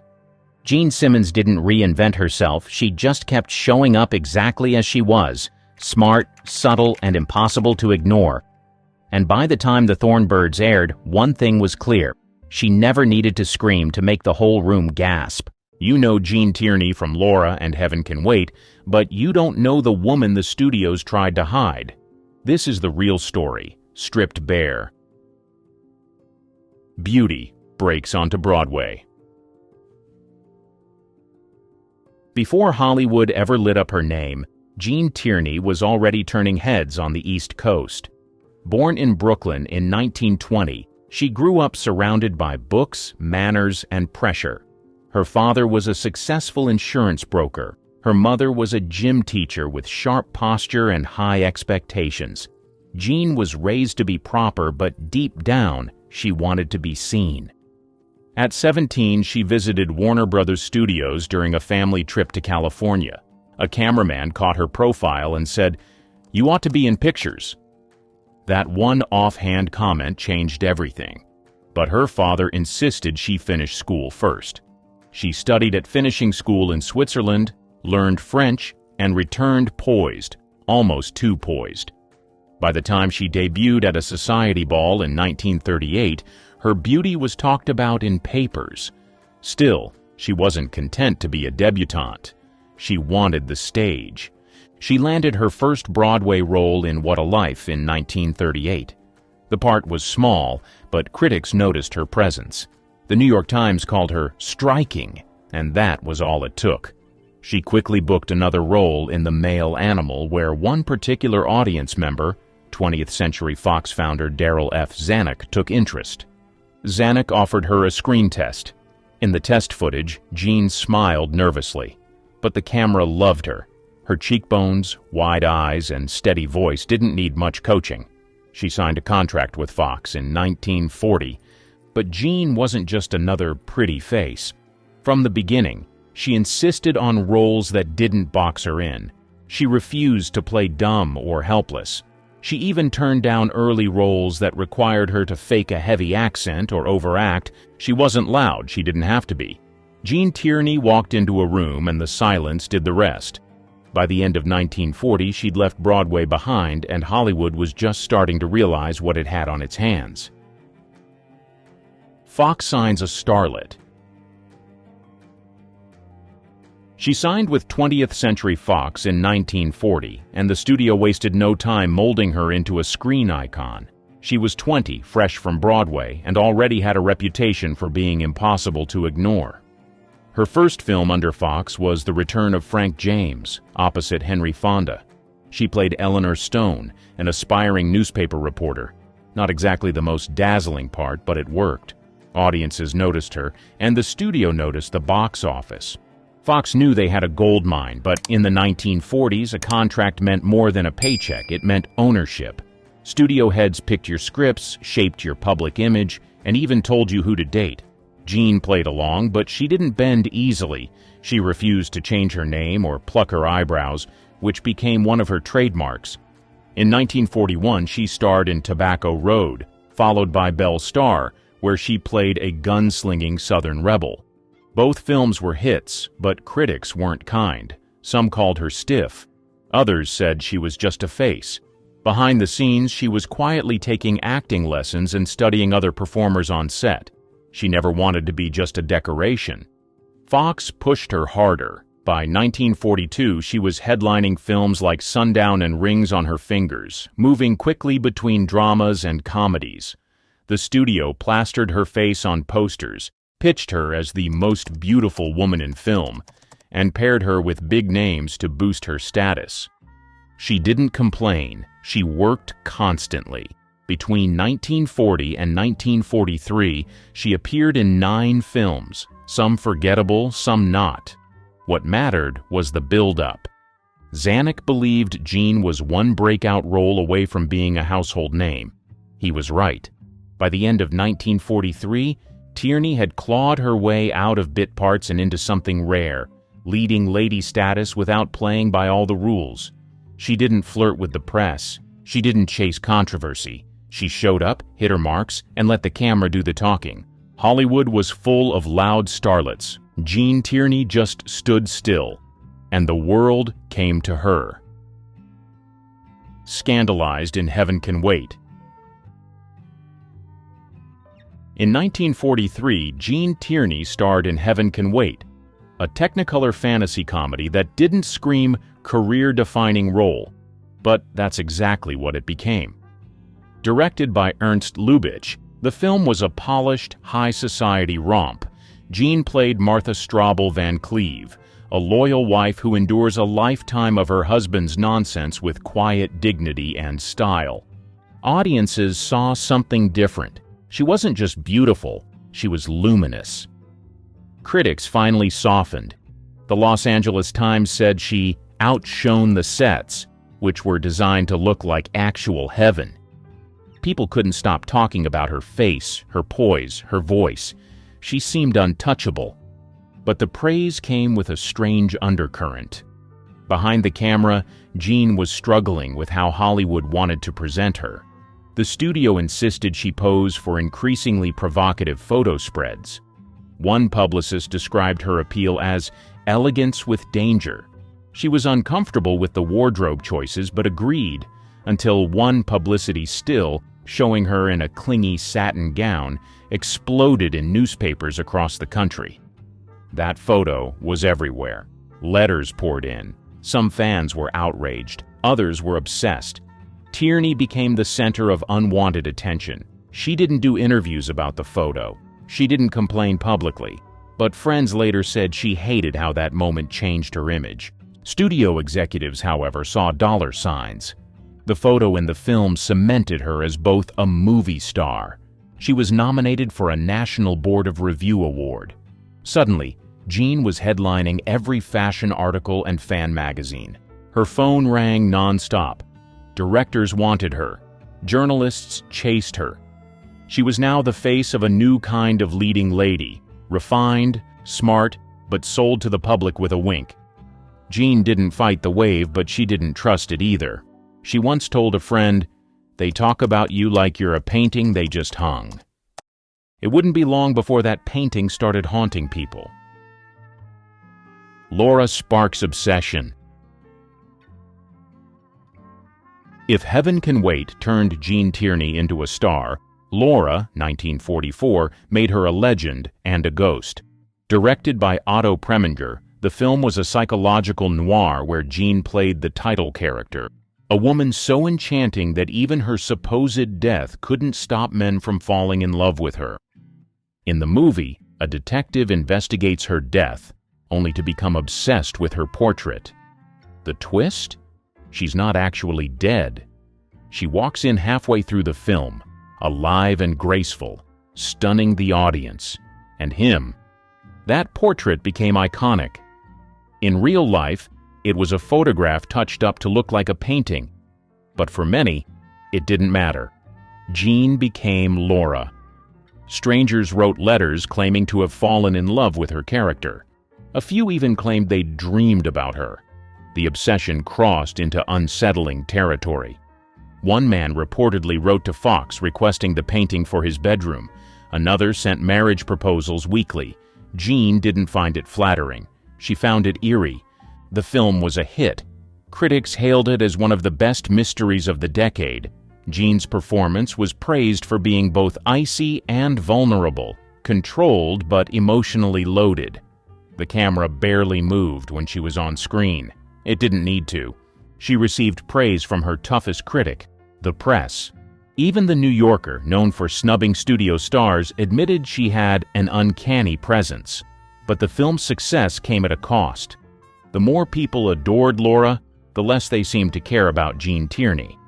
The studio leaned in. More posters, more portraits, more mystery woman headlines.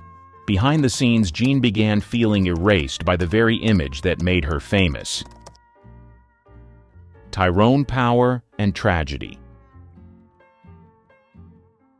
In 1946, Gene Tierney began a romance with Tyrone Power, one of the biggest male stars in Hollywood. He was charming, impossibly handsome, and just as boxed in by fame as she was. They met at a dinner party and clicked immediately. But behind the polished smiles, their connection wasn't smooth. Power had recently returned from World War II service and was emotionally distant. Gene had just wrapped several grueling film projects and was emotionally fragile. Still, they dated quietly for over a year, often traveling to Mexico or sneaking around the studio system's ever-present photographers. She once said he was the only man I ever really loved. Their relationship stalled when Tyrone left to film Captain from Castile Abroad. Gene hoped he'd return ready for marriage. Instead, he came back with distance and a different story. His family reportedly didn't approve of Gene. She wasn't high society enough, despite her upbringing. That rejection crushed her. In 1947, he ended things for good. Gene spiraled. Friends noticed she stopped going out. One co-star said she seemed unreachable. She buried herself in work, but felt abandoned and humiliated. Power's next marriage to a Latin actress, Linda Christian, was a public spectacle. Gene stayed silent but didn't hide her heartbreak from those closest to her. The loss wasn't just personal, it was public. Gossip columns had speculated for months about a wedding that never happened. She became the subject of what went wrong stories and cruel headlines about women being too cold or too controlling. Looking back, it wasn't just a breakup. It was the first public crack in the image Gene had spent years building. The woman who could make men fall in love with a painting had been left behind by the real thing. She never dated Tyrone again, but she never got over him either. Motherhood and silent pain.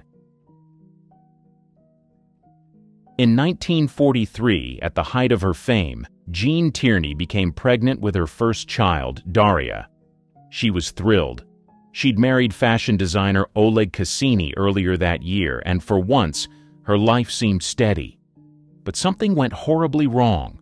While attending a Hollywood canteen event for soldiers during her early pregnancy, a female fan approached her. The woman had been sick with rubella, German measles, but snuck out of quarantine just to meet Gene. The star, not knowing the risk, greeted her kindly and posed for a photo. Months later, Gene gave birth to Daria. The baby was born blind, partially deaf, and severely developmentally disabled. Doctors confirmed the cause: prenatal exposure to rubella. Gene was devastated. The guilt nearly consumed her. She blamed herself, even though she'd had no idea what had happened until after the fact. Her marriage to Cassini started to crack under the pressure. They argued constantly about treatment, care, and guilt. Cassini wanted to send Daria to a private facility for long-term care. Gene resisted, but eventually agreed, knowing she couldn't give the child the care she needed alone. The fan who exposed her? Years later, that woman approached Gene again, this time at a book signing, and confessed. Gene was polite but shaken. She simply responded, "You have given me the most dreadful sorrow of my life." She almost never spoke about Daria publicly. When she did, it was brief and tightly controlled. She visited her daughter often, sometimes bringing toys or books, but always leaving in tears. This tragedy became a private burden that followed Gene through every film, every red carpet, every fake smile. She kept working, kept showing up, but something behind her eyes had changed. Her fans saw glamour.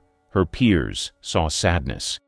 One friend said she didn't wear grief, it lived in her voice. Mental hospitals and recovery. By the early 1950s, Gene Tierney was unraveling. The press didn't report it yet, but people on set noticed. She forgot lines, lost weight, and sometimes froze during scenes. She had trouble sleeping. She cried without warning. After finishing The Left Hand of God in 1955, she walked away from Hollywood. She tried to recover privately. Doctors diagnosed her with manic depression, now known as bipolar disorder. She was prescribed barbiturates and given rest orders, but nothing worked. Her mood swung hard, elation one day, despair the next. Friends described her as distant, ghostly. In 1957, she voluntarily admitted herself to the Harkness Pavilion in New York, a psychiatric clinic. When her condition didn't improve, she was moved to the Institute of Living in Connecticut. There, she underwent over 20 rounds of electroconvulsive therapy. She later said she lost big chunks of her memory, including entire scripts and moments from childhood. She stayed in institutions on and off for years. During one break in 1958, she attempted a comeback by working in a department store under a false name. When a customer recognized her, tabloids ran with the story, "Gene Tierney broke, working retail." The truth was more complex. She was trying to feel normal again.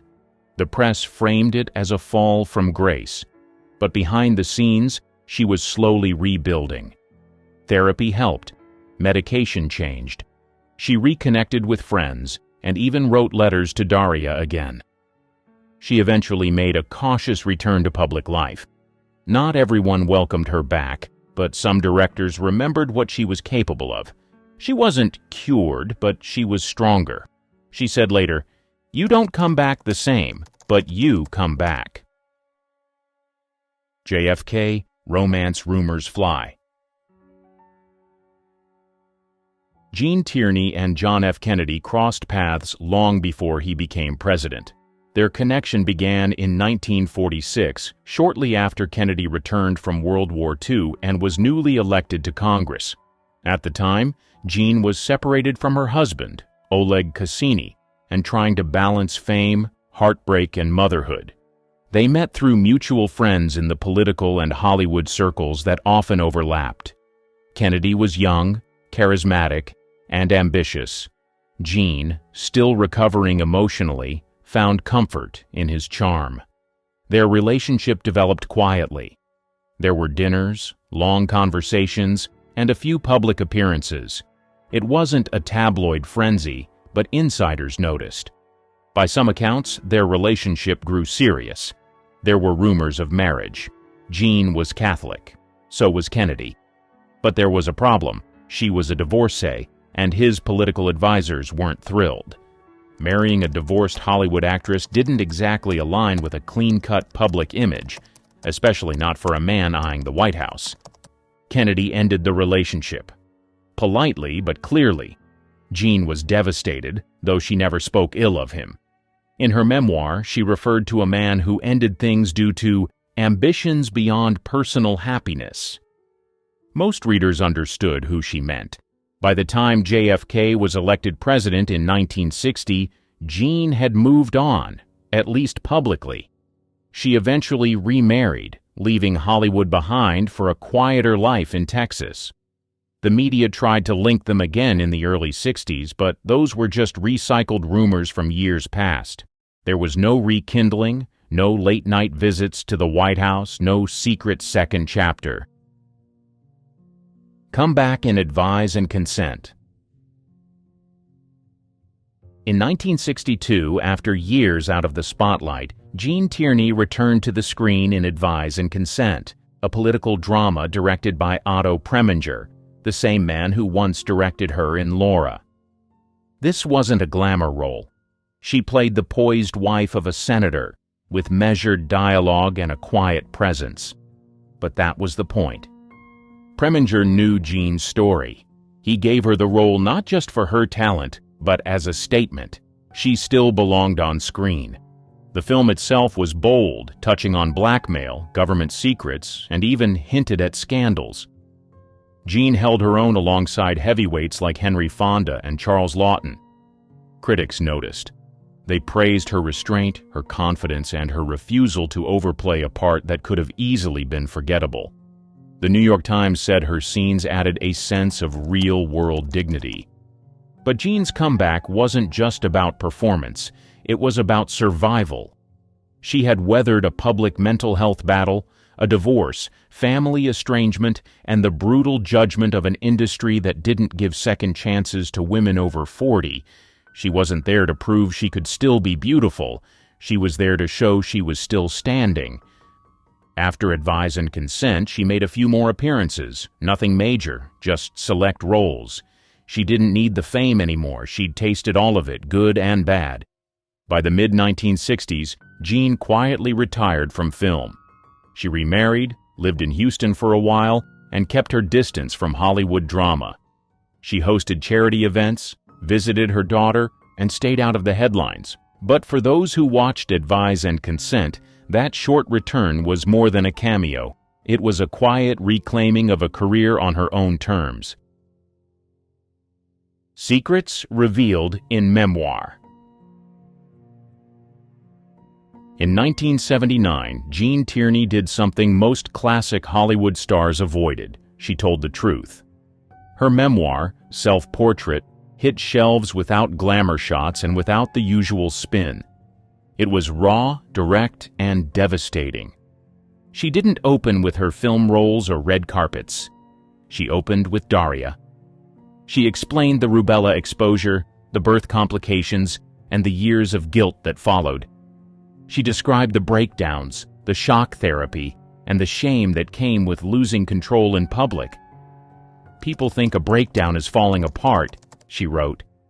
"Sometimes it's just going numb." She called out the studio system for treating actors like property. She named names, carefully, but clearly. She admitted that at one point she wanted to end her life. She didn't glorify it. She didn't dramatize it. She just said it plainly and moved on. The most surprising part? She didn't sound bitter. Her voice was calm, even wry. She talked about fame as a mirror that never tells the truth. She joked about therapy and described psychiatrists the way other people describe bad directors. Politely, but with a sting. Readers were stunned. This wasn't the Jean Tierney they thought they knew. This wasn't Laura or Heaven Can Wait. This was a woman who had been adored, damaged, institutionalized, ignored, and still found the nerve to say, "Here's what really happened." The book became a quiet hit. It didn't top bestseller lists, but it passed from reader to reader. Film historians called it one of the most honest books to come out of Golden Age Hollywood. Young actresses read it to understand what the business really cost. Jean Tierney didn't give fans the version of herself they wanted. She gave them the truth, and somehow that made her unforgettable all over again. She was the scream queen, the beautiful ghoul who kept horror fans at the edge of their seats for decades. This gorgeous and voluptuous lady knew just how to keep her fans coming back for more, and as a result of this, she made a name for herself as one of the most celebrated actresses in British horror cinema. But beyond the accomplishments and behind the scenes was a woman the world barely knew. From her dislike for watching horror films to her horrific real-life experiences, Ingrid Pitt's story will leave you wondering if you really knew her. Surviving the Nazis. Ingrid spent the most part of her life bringing horror stories to life, but what a lot of people don't know is that this actress was most likely good at depicting horror because she went through horrific experiences as a child. In a 2006 interview, she told with the New Zealand Herald this, "I think it's very amazing that I do horror films when I had this awful childhood, but maybe that's why I'm good at it." It all started on the 21st of November 1937 in Poland, where Ingrid was born in the midst of chaos. Over the years, there have been speculations that her real name was Ingushka Petrov, a name she later changed for personal reasons. Her father, who was German, and her mother, who was a Polish Jew, were both set to raise their children when life took an unexpected and horrific turn. A few years after Ingrid was born, tragedy struck. The Nazis picked up her family, and before she knew what was happening, Ingrid was separated from her father and her older sister. She had no idea where her father and sister were taken to, but was taken to the Stutthof concentration camp with her mother, where she came face to face with a real-life horror experience. Ingrid was just 5 years old at the time. One can only how traumatic this experience was. She saw little girls being maltreated and sexually assaulted. Ingrid also witnessed the death of her own mother's best friend. All these horrific things were happening right in front of her, but all she could do was to hope and pray that fate had a better plan and that sometime in the near future all these would come to an end. Sadly, the torture didn't end as soon as she hoped. Her and her mother were held there for the next 3 years with no hopes of returning to their normal lives. However, it was in the midst of this dark reality that she began to dream of a better life. She would often lay in the straw, imagining what her life would look like if she was someone else. There was something inside of her that made her believe that she was going to experience life through a different lens. Perhaps a life that was not marked by the confines and terrors of a concentration camp. From dream to reality. After 3 long and hard years, Ingrid and her mother left the camp after the war and began searching for her father and sister. Unfortunately, their hopes of reuniting the family dashed when her father was found. He had become a shadow of himself, and he passed away shortly after. During that period, Ingrid started nursing dreams of becoming an actress, and she decided to pursue this passion fiercely. She was said to have gotten involved in theater productions before she started her screen career. She became a well-known actress on the East Berlin stage, and the time she spent performing in theater enabled her to hone her skills before she started appearing in films. She spent the most part of the mid-1960s appearing in Spanish films. However, her roles were mostly uncredited. Interestingly, Ingrid could not speak Spanish at the time, but still found a way to immerse herself in the industry with the hopes of going international one day. Thankfully, her efforts paid off, and things started looking up for her when she landed a supporting role in the 1968 film Where Eagles Dare. In this film, she portrayed the role of Agent Heidi, and she appeared alongside Richard Burton and Clint Eastwood. This was the role that led to her being noticed by the executives of Hammer Film Productions. They knew that her Eastern European and glamorous looks combined with her talent was a recipe for success. Shortly after, she was given the role of vampiress Mircalla and was the beginning of a notable career in the horror genre, becoming the Queen of Horror.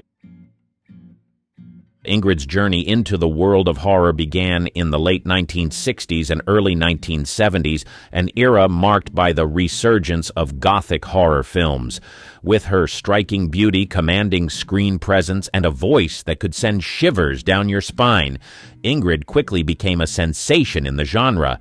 It all started with her breakout role in The Vampire Lovers in 1970, a film that not only showcased her acting prowess but also solidified her status as a horror icon. As the enigmatic bloodsucker, Ingrid brought a seductive allure to the screen, redefining the image of female vampires in the process. But it wasn't just about the fangs and the supernatural. Ingrid Pitt had a way of infusing her characters with depth and complexity. In Countess Dracula 1971, she portrayed the notorious Countess Elizabeth Bathory, blending horror with historical drama.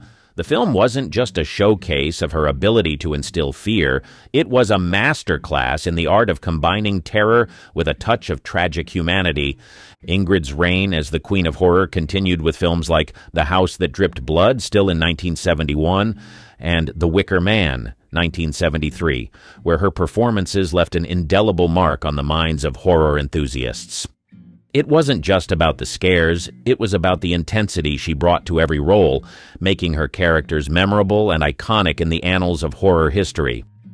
Off-screen, Ingrid Pitt became a beloved figure at horror conventions and fan events. Her genuine love for the genre and her fans endeared her to a loyal following. It wasn't just about the roles she played, it was about the connection she forged with those who reveled in the thrill of a good horror tale. As the Queen of Horror, Ingrid Pitt's legacy lives on. Her impact on the genre transcends the screen, echoing through the corridors of cinematic history. In the darkened theaters of the past and the living rooms of devoted fans, Ingrid's presence endures, a testament to the enduring allure of horror and the woman who reigned as its beloved queen. She authored several books. Beyond the eerie glow of the silver screen, Ingrid Pitt ventured into the world of words, leaving her mark as not just the queen of horror on film, but also as a talented author. The same voice that sent shivers down spines now weaving tales on the pages of books. Ingrid's literary journey took flight with a series of books that reflected her deep passion for storytelling. Among her notable works is Life's a Scream, 1986, a memoir that peeled back the curtain on her life, offering readers a glimpse into the highs, lows, and thrills of her journey in the film industry. It wasn't just a recounting of her experiences, it was a narrative that mirrored the spirited, fearless woman behind the character she portrayed. In addition to her memoir, Ingrid explored the realms of fiction.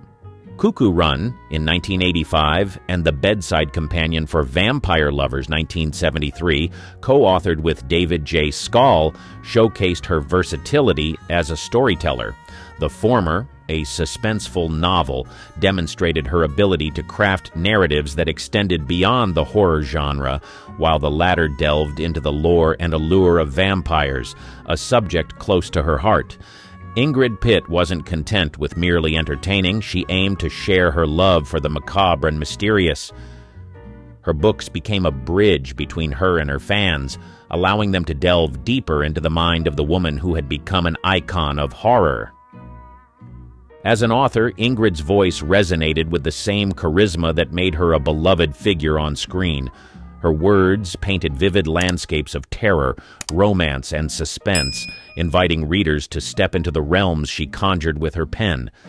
She wasn't the biggest name in Hollywood. In fact, she almost turned down the role.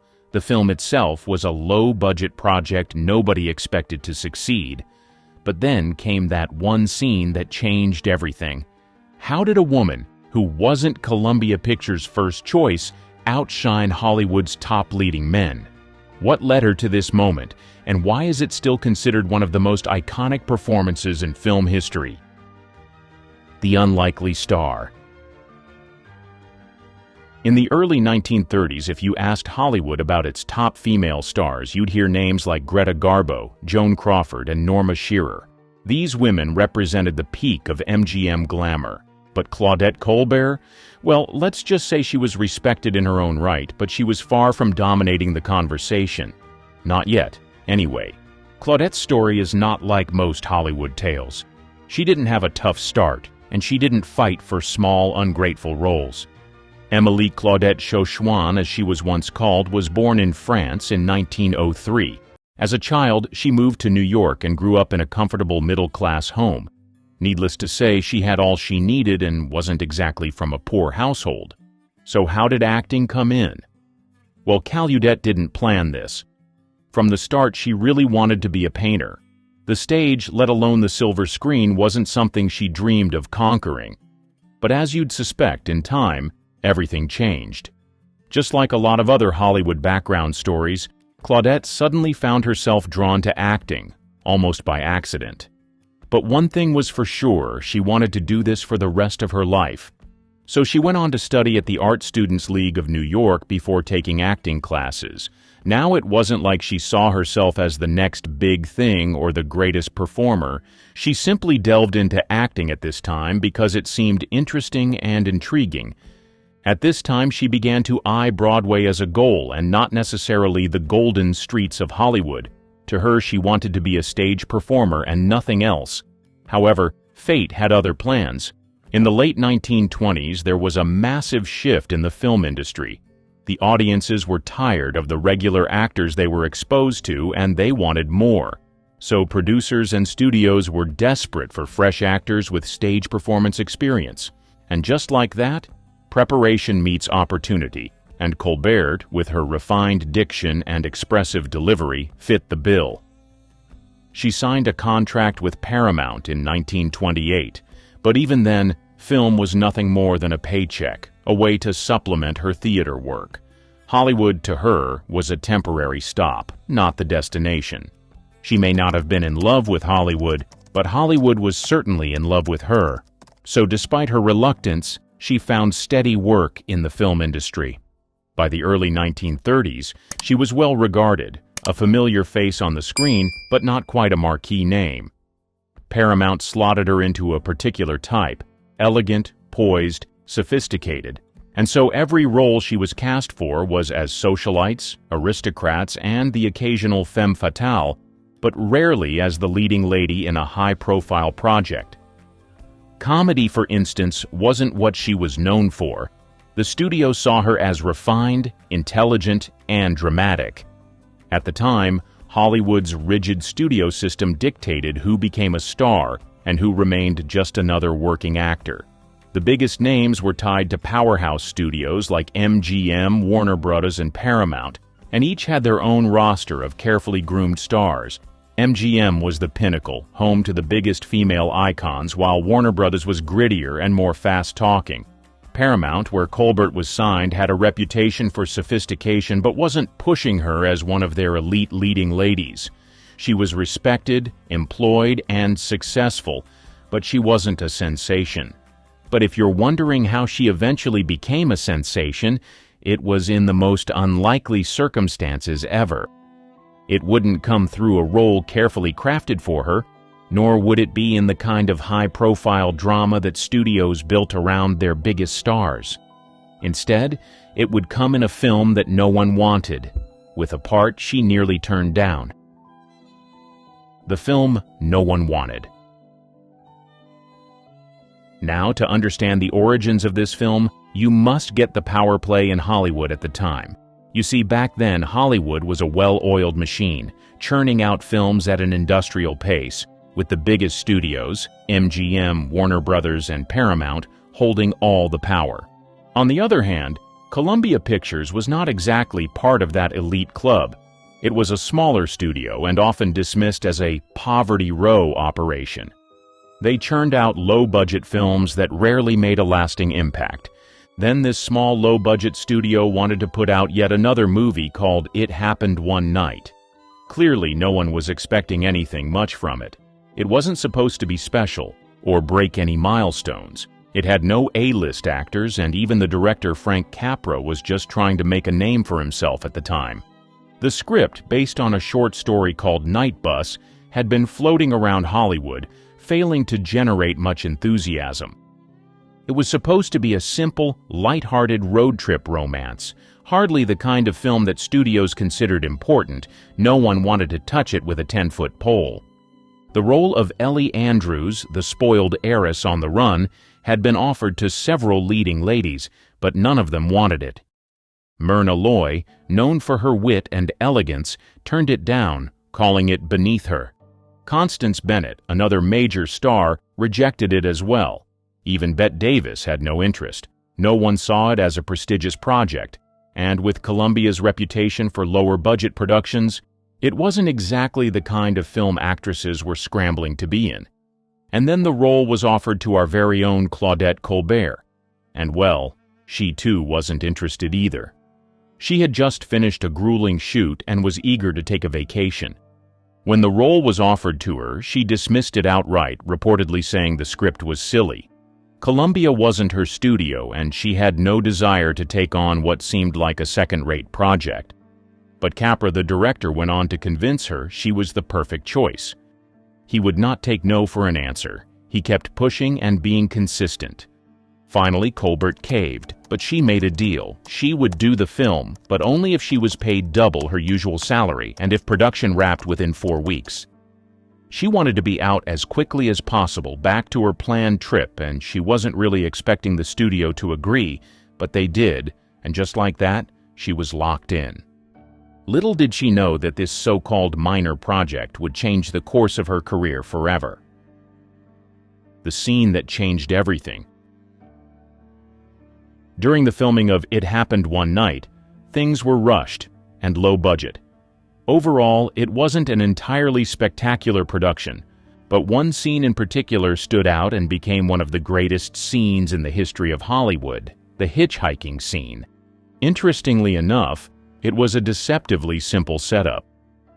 Ellie Andrews and Peter Warren were two unlikely traveling companions and are stranded on the side of the road, desperate to catch a ride. Peter, ever the cocky know-it-all, insists there's a proper technique to hitchhiking. He demonstrates with a series of exaggerated gestures, each one failing more embarrassingly than the last. Meanwhile, Ellie, watching with amused skepticism, finally steps in and she does the most unbelievable thing. Without a word, she lifts her skirt just enough to reveal her bare leg, and just like that, within seconds, a car screeches to a halt. What makes the scene work so well isn't just the humor and the obvious sexiness, it's also the relationship between Colbert and Gable. She isn't only playing the beautiful, flirtatious woman using her looks to get what she wants. She's also effortlessly in control, turning the moment into a masterclass in comedic timing. Her expression, half smug, half innocent, tells us everything. She knows exactly what she's doing, and she's enjoying watching Peter squirm. It's one of those rare moments in romantic comedies where the woman isn't just reacting to the man's antics, she's outsmarting him. What makes it even more fascinating is the tension behind the scenes. Most people find it hard to believe that Colbert was reportedly reluctant to do the leg-bearing moment at all. She considered it too risque and initially refused, forcing Capra to scramble for a solution. The director even hired a body double to perform the scene, but when Colbert saw the stand-in's legs, she scoffed, declaring that hers looked better. In the end, she did it herself, but that initial hesitation worked in her favor. The scene doesn't come across as forced or overly suggestive. Instead, it feels natural, playful, and perfectly in line with her character's blend of sophistication and rebellion. And then there was Gable, playing the perfect straight man. He doesn't overreact or turn the moment into slapstick. Instead, his subtle frustration, his slightly wounded ego, and his wordless resignation make Colbert's performance shine even more. The balance between them, her effortless charm and his exasperated masculinity, made the scene and the film an instant classic. The glorious aftermath. When the film finally hit theaters, critics and audiences were taken aback by the unexpected star power that emerged from what they assumed would be a standard romantic comedy. Clark Gable's rugged charm had long been the draw, but it was Colbert's subtle humor and magnetic presence that quietly upstaged him, transforming her performance into the film's most talked-about moment. But even the viewers had a nice experience with the movie. They found themselves laughing at the antics on screen and at the delightful twist of fate that saw this refined actress become the unexpected heroine of the story. And just like that, glowing reviews began pouring in from every corner. Newspapers, magazines, and even casual chatter among moviegoers praised her as the revelation of the year. It was as if she had cast an enchanting spell over the audience, eclipsing the male lead with her wit, poise, and that irresistible charm that made every gesture memorable. In one sweeping stroke, she challenged the very concept of stardom, prompting even the most skeptical critics to reconsider the established order of Hollywood's leading ladies.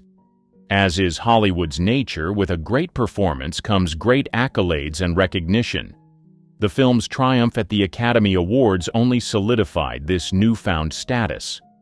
As It Happened One Night swept the major categories, Colbert's performance became emblematic of a shifting tide in the industry, a movement where talent and authenticity began to outweigh the traditional markers of star power. This moment of recognition was not just an accolade, it was a turning point that elevated her career to heights previously reserved for the era's most celebrated names. Suddenly, she was no longer seen as merely a supporting presence in a male-dominated landscape, but as a central figure whose work resonated on every level. This surge in recognition ushered Claudette Colbert into the elite circles of Hollywood. Roles that once seemed out of reach became part of her repertoire, and the kinds of characters she portrayed grew richer, more nuanced, and decidedly more challenging. No longer was she the dependable, refined actress of the past. She was now a trailblazer, paving the way for a new kind of leading woman who could balance humor with sophistication and vulnerability with strength. As the echoes of that transformative performance continued to reshape her career, one couldn't help but wonder what daring choices and fresh narratives awaited her next in the ever-evolving world of cinema. More than just a scene. Claudette Colbert's performance in It Happened One Night did more than just change her career. It changed the way Hollywood thought about leading ladies in romantic comedies. Let's break that down. Before this, female characters in the genre often fit into rigid categories. It was either the demure love interest, the glamorous but distant socialite, or the ditzy comedic sidekick. But after the film, It Happened One Night, Colbert completely shattered those expectations by embodying something a little more different, a woman who was witty, elegant, playful, and undeniably in control of her own story. When she portrayed Ellie Andrews, she set a new standard. A standard that said she wasn't there to just react and compliment the male lead like every other film before that time, but she was an equal force in the movie, someone to be taken equally seriously and capable of bringing her own energy. She was very sophisticated, but wasn't also above getting her hands dirty, whether it was dunking a donut with exaggerated precision, delivering sharp comebacks, or cheekily outsmarting Peter at his own game. She was confident yet vulnerable, independent yet romantic, and, most importantly, always interesting to watch. This balance, mixed charm with intelligence, sensuality with humor, became the blueprint for romantic comedy heroines for decades to come. You can see shades of Colbert's Ellie in actresses like Katharine Hepburn, Rosalind Russell, and even later stars like Julia Roberts or Meg Ryan. The idea of the cool, confident, and clever leading lady owes much to what Colbert perfected in that single performance. Despite her many other achievements in Hollywood, her work in Midnight, The Palm Beach Story, and Since You Went Away, nothing quite eclipsed what she did in It Happened One Night. It remains the moment that defines her legacy, the film that turned her from a respected actress into a cinematic icon. Even as Hollywood evolved and new stars emerged, her impact on the romantic comedy genre never faded. Decades later, when audiences look back at the golden age of Hollywood, Colbert's hitchhiking scene, her sharp banter with Gable, and her effortless blend of humor and sophistication still stand as some of the most memorable moments in film history. And in that way, It Happened One Night wasn't just her breakthrough, it was her immortality. What came next?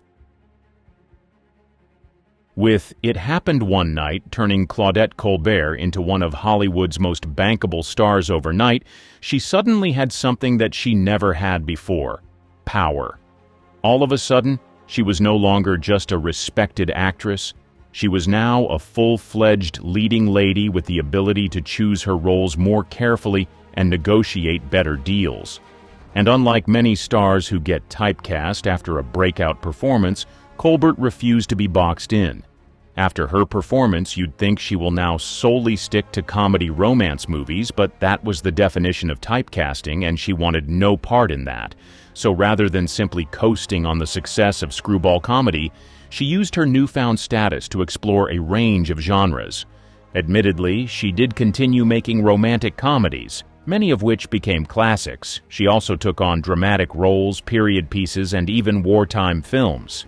Her next few years were a masterclass in versatility, proving that her charm and talent could extend far beyond fast-talking heiresses and road trip romance.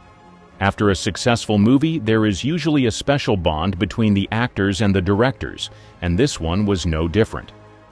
She quickly reunited with director Frank Capra in Broadway Bill in 1934, a comedy drama about horse racing, which wasn't as big as It Happened One Night, but reaffirmed her place in the industry.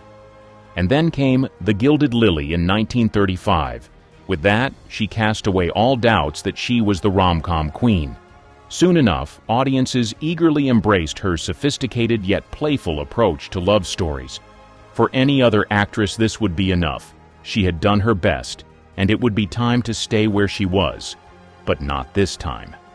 She wasn't content to just stay in just one lane. So in 1934 she stepped into the shoes of the Egyptian queen in Cleopatra, and with that, she proved to everyone that she could carry an epic historical drama as convincingly as a light-hearted comedy, and make no mistake, this was no easy feat. While the film may not be as widely remembered today as later versions of Cleopatra, it was a major success at the time and showcased her ability to transform into larger-than-life roles. Throughout the late 1930s and 1940s, Colbert continued to balance glamour with depth, starring in films like Midnight in 1939, an underrated romantic comedy that remains a fan favorite, and The Palm Beach Story in 1942, a screwball masterpiece that solidified her reputation as one of the genre's greatest leading ladies.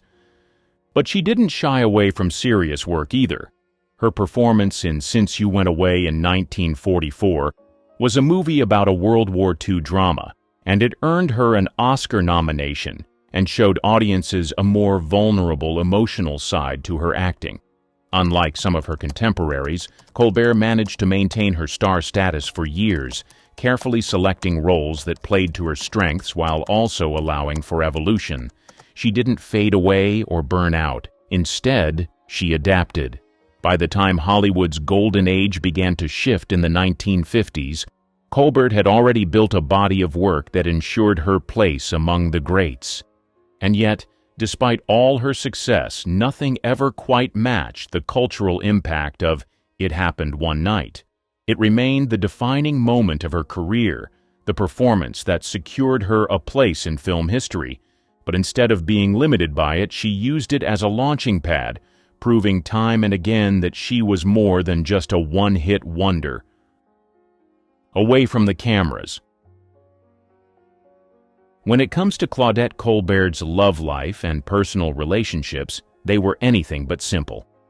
In 1928, she married actor and director Norman Foster, her co-star in the Broadway play The Barker. But their marriage was kept secret for years, and they didn't even live together. Instead, in Los Angeles, Colbert shared a home with her mother, Jean, who reportedly couldn't stand Foster and wouldn't even let him in the house. Unsurprisingly, the marriage didn't last. They divorced in Mexico in 1935. But that was not the end of love for Colbert. Later that same year, on Christmas Eve, Colbert fell in love again and married Dr. Joel Pressman in Yuma, Arizona. He was a respected surgeon who would go on to become a professor and the head of UCLA Medical School's head and neck surgery department. There was no doubt that Colbert clearly adored him and would do anything for him. She even gave him a Beechcraft airplane as a gift. The two went on to settle into a comfortable life together, buying a ranch in Northern California where Colbert spent her time horseback riding, while Pressman raised show cattle. She had a taste for nice things, driving around in a Lincoln Continental and a Ford Thunderbird. For the first time in a long time, Colbert was happy, and unlike her first marriage, this one lasted for a while, 33 years to be exact. But sadly, her fairy tale came to an end when Pressman passed away from liver cancer in 1968. Now, all she had was her mother, and that relationship wasn't even so great. You see, her mother, Jean, was complicated. Jean was known to be difficult, reportedly favoring Colbert's brother, Charles, over her. Charles, who went by the surname Wendling, taken from their grandmother. He acted as Colbert's business manager for a time and was responsible for negotiating some of her best Hollywood contracts in the late 1930s and early 1940s. In 1942, he enlisted in World War II. In the mid-1950s, Colbert finally decided to take a step away from Hollywood, yet she maintained an extravagant lifestyle. She had a weekend house in Palm Springs, and according to an advertising executive, he had this to say: "Claudette was extravagant. I never, ever saw her question the price of anything." She owned a stunning Lloyd Wright-designed home in Holmby Hills, but later sold it in 1963. She and Pressman then rented a smaller house in Beverly Hills. But after Pressman's demise, she thought it was the end for her. until in 1958 she met Verna Hull, a wealthy painter and photographer who happened to be the stepdaughter of a Sears Roebuck heiress. The two were close friends for nearly a decade, traveling together, sharing an interest in art, and even renting matching penthouses in New York. When Colbert bought a home in Barbados in the early 1960s, Hull bought the house next door. Naturally, rumors swirled about their relationship, but Colbert denied anything romantic. Their friendship eventually fell apart after a dramatic argument while Pressman was dying. Hull reportedly claimed that he would rather take Colbert's life, and his own, than pass away alone. That marked the end of their friendship forever, and Colbert ended up living her life away from the spotlight.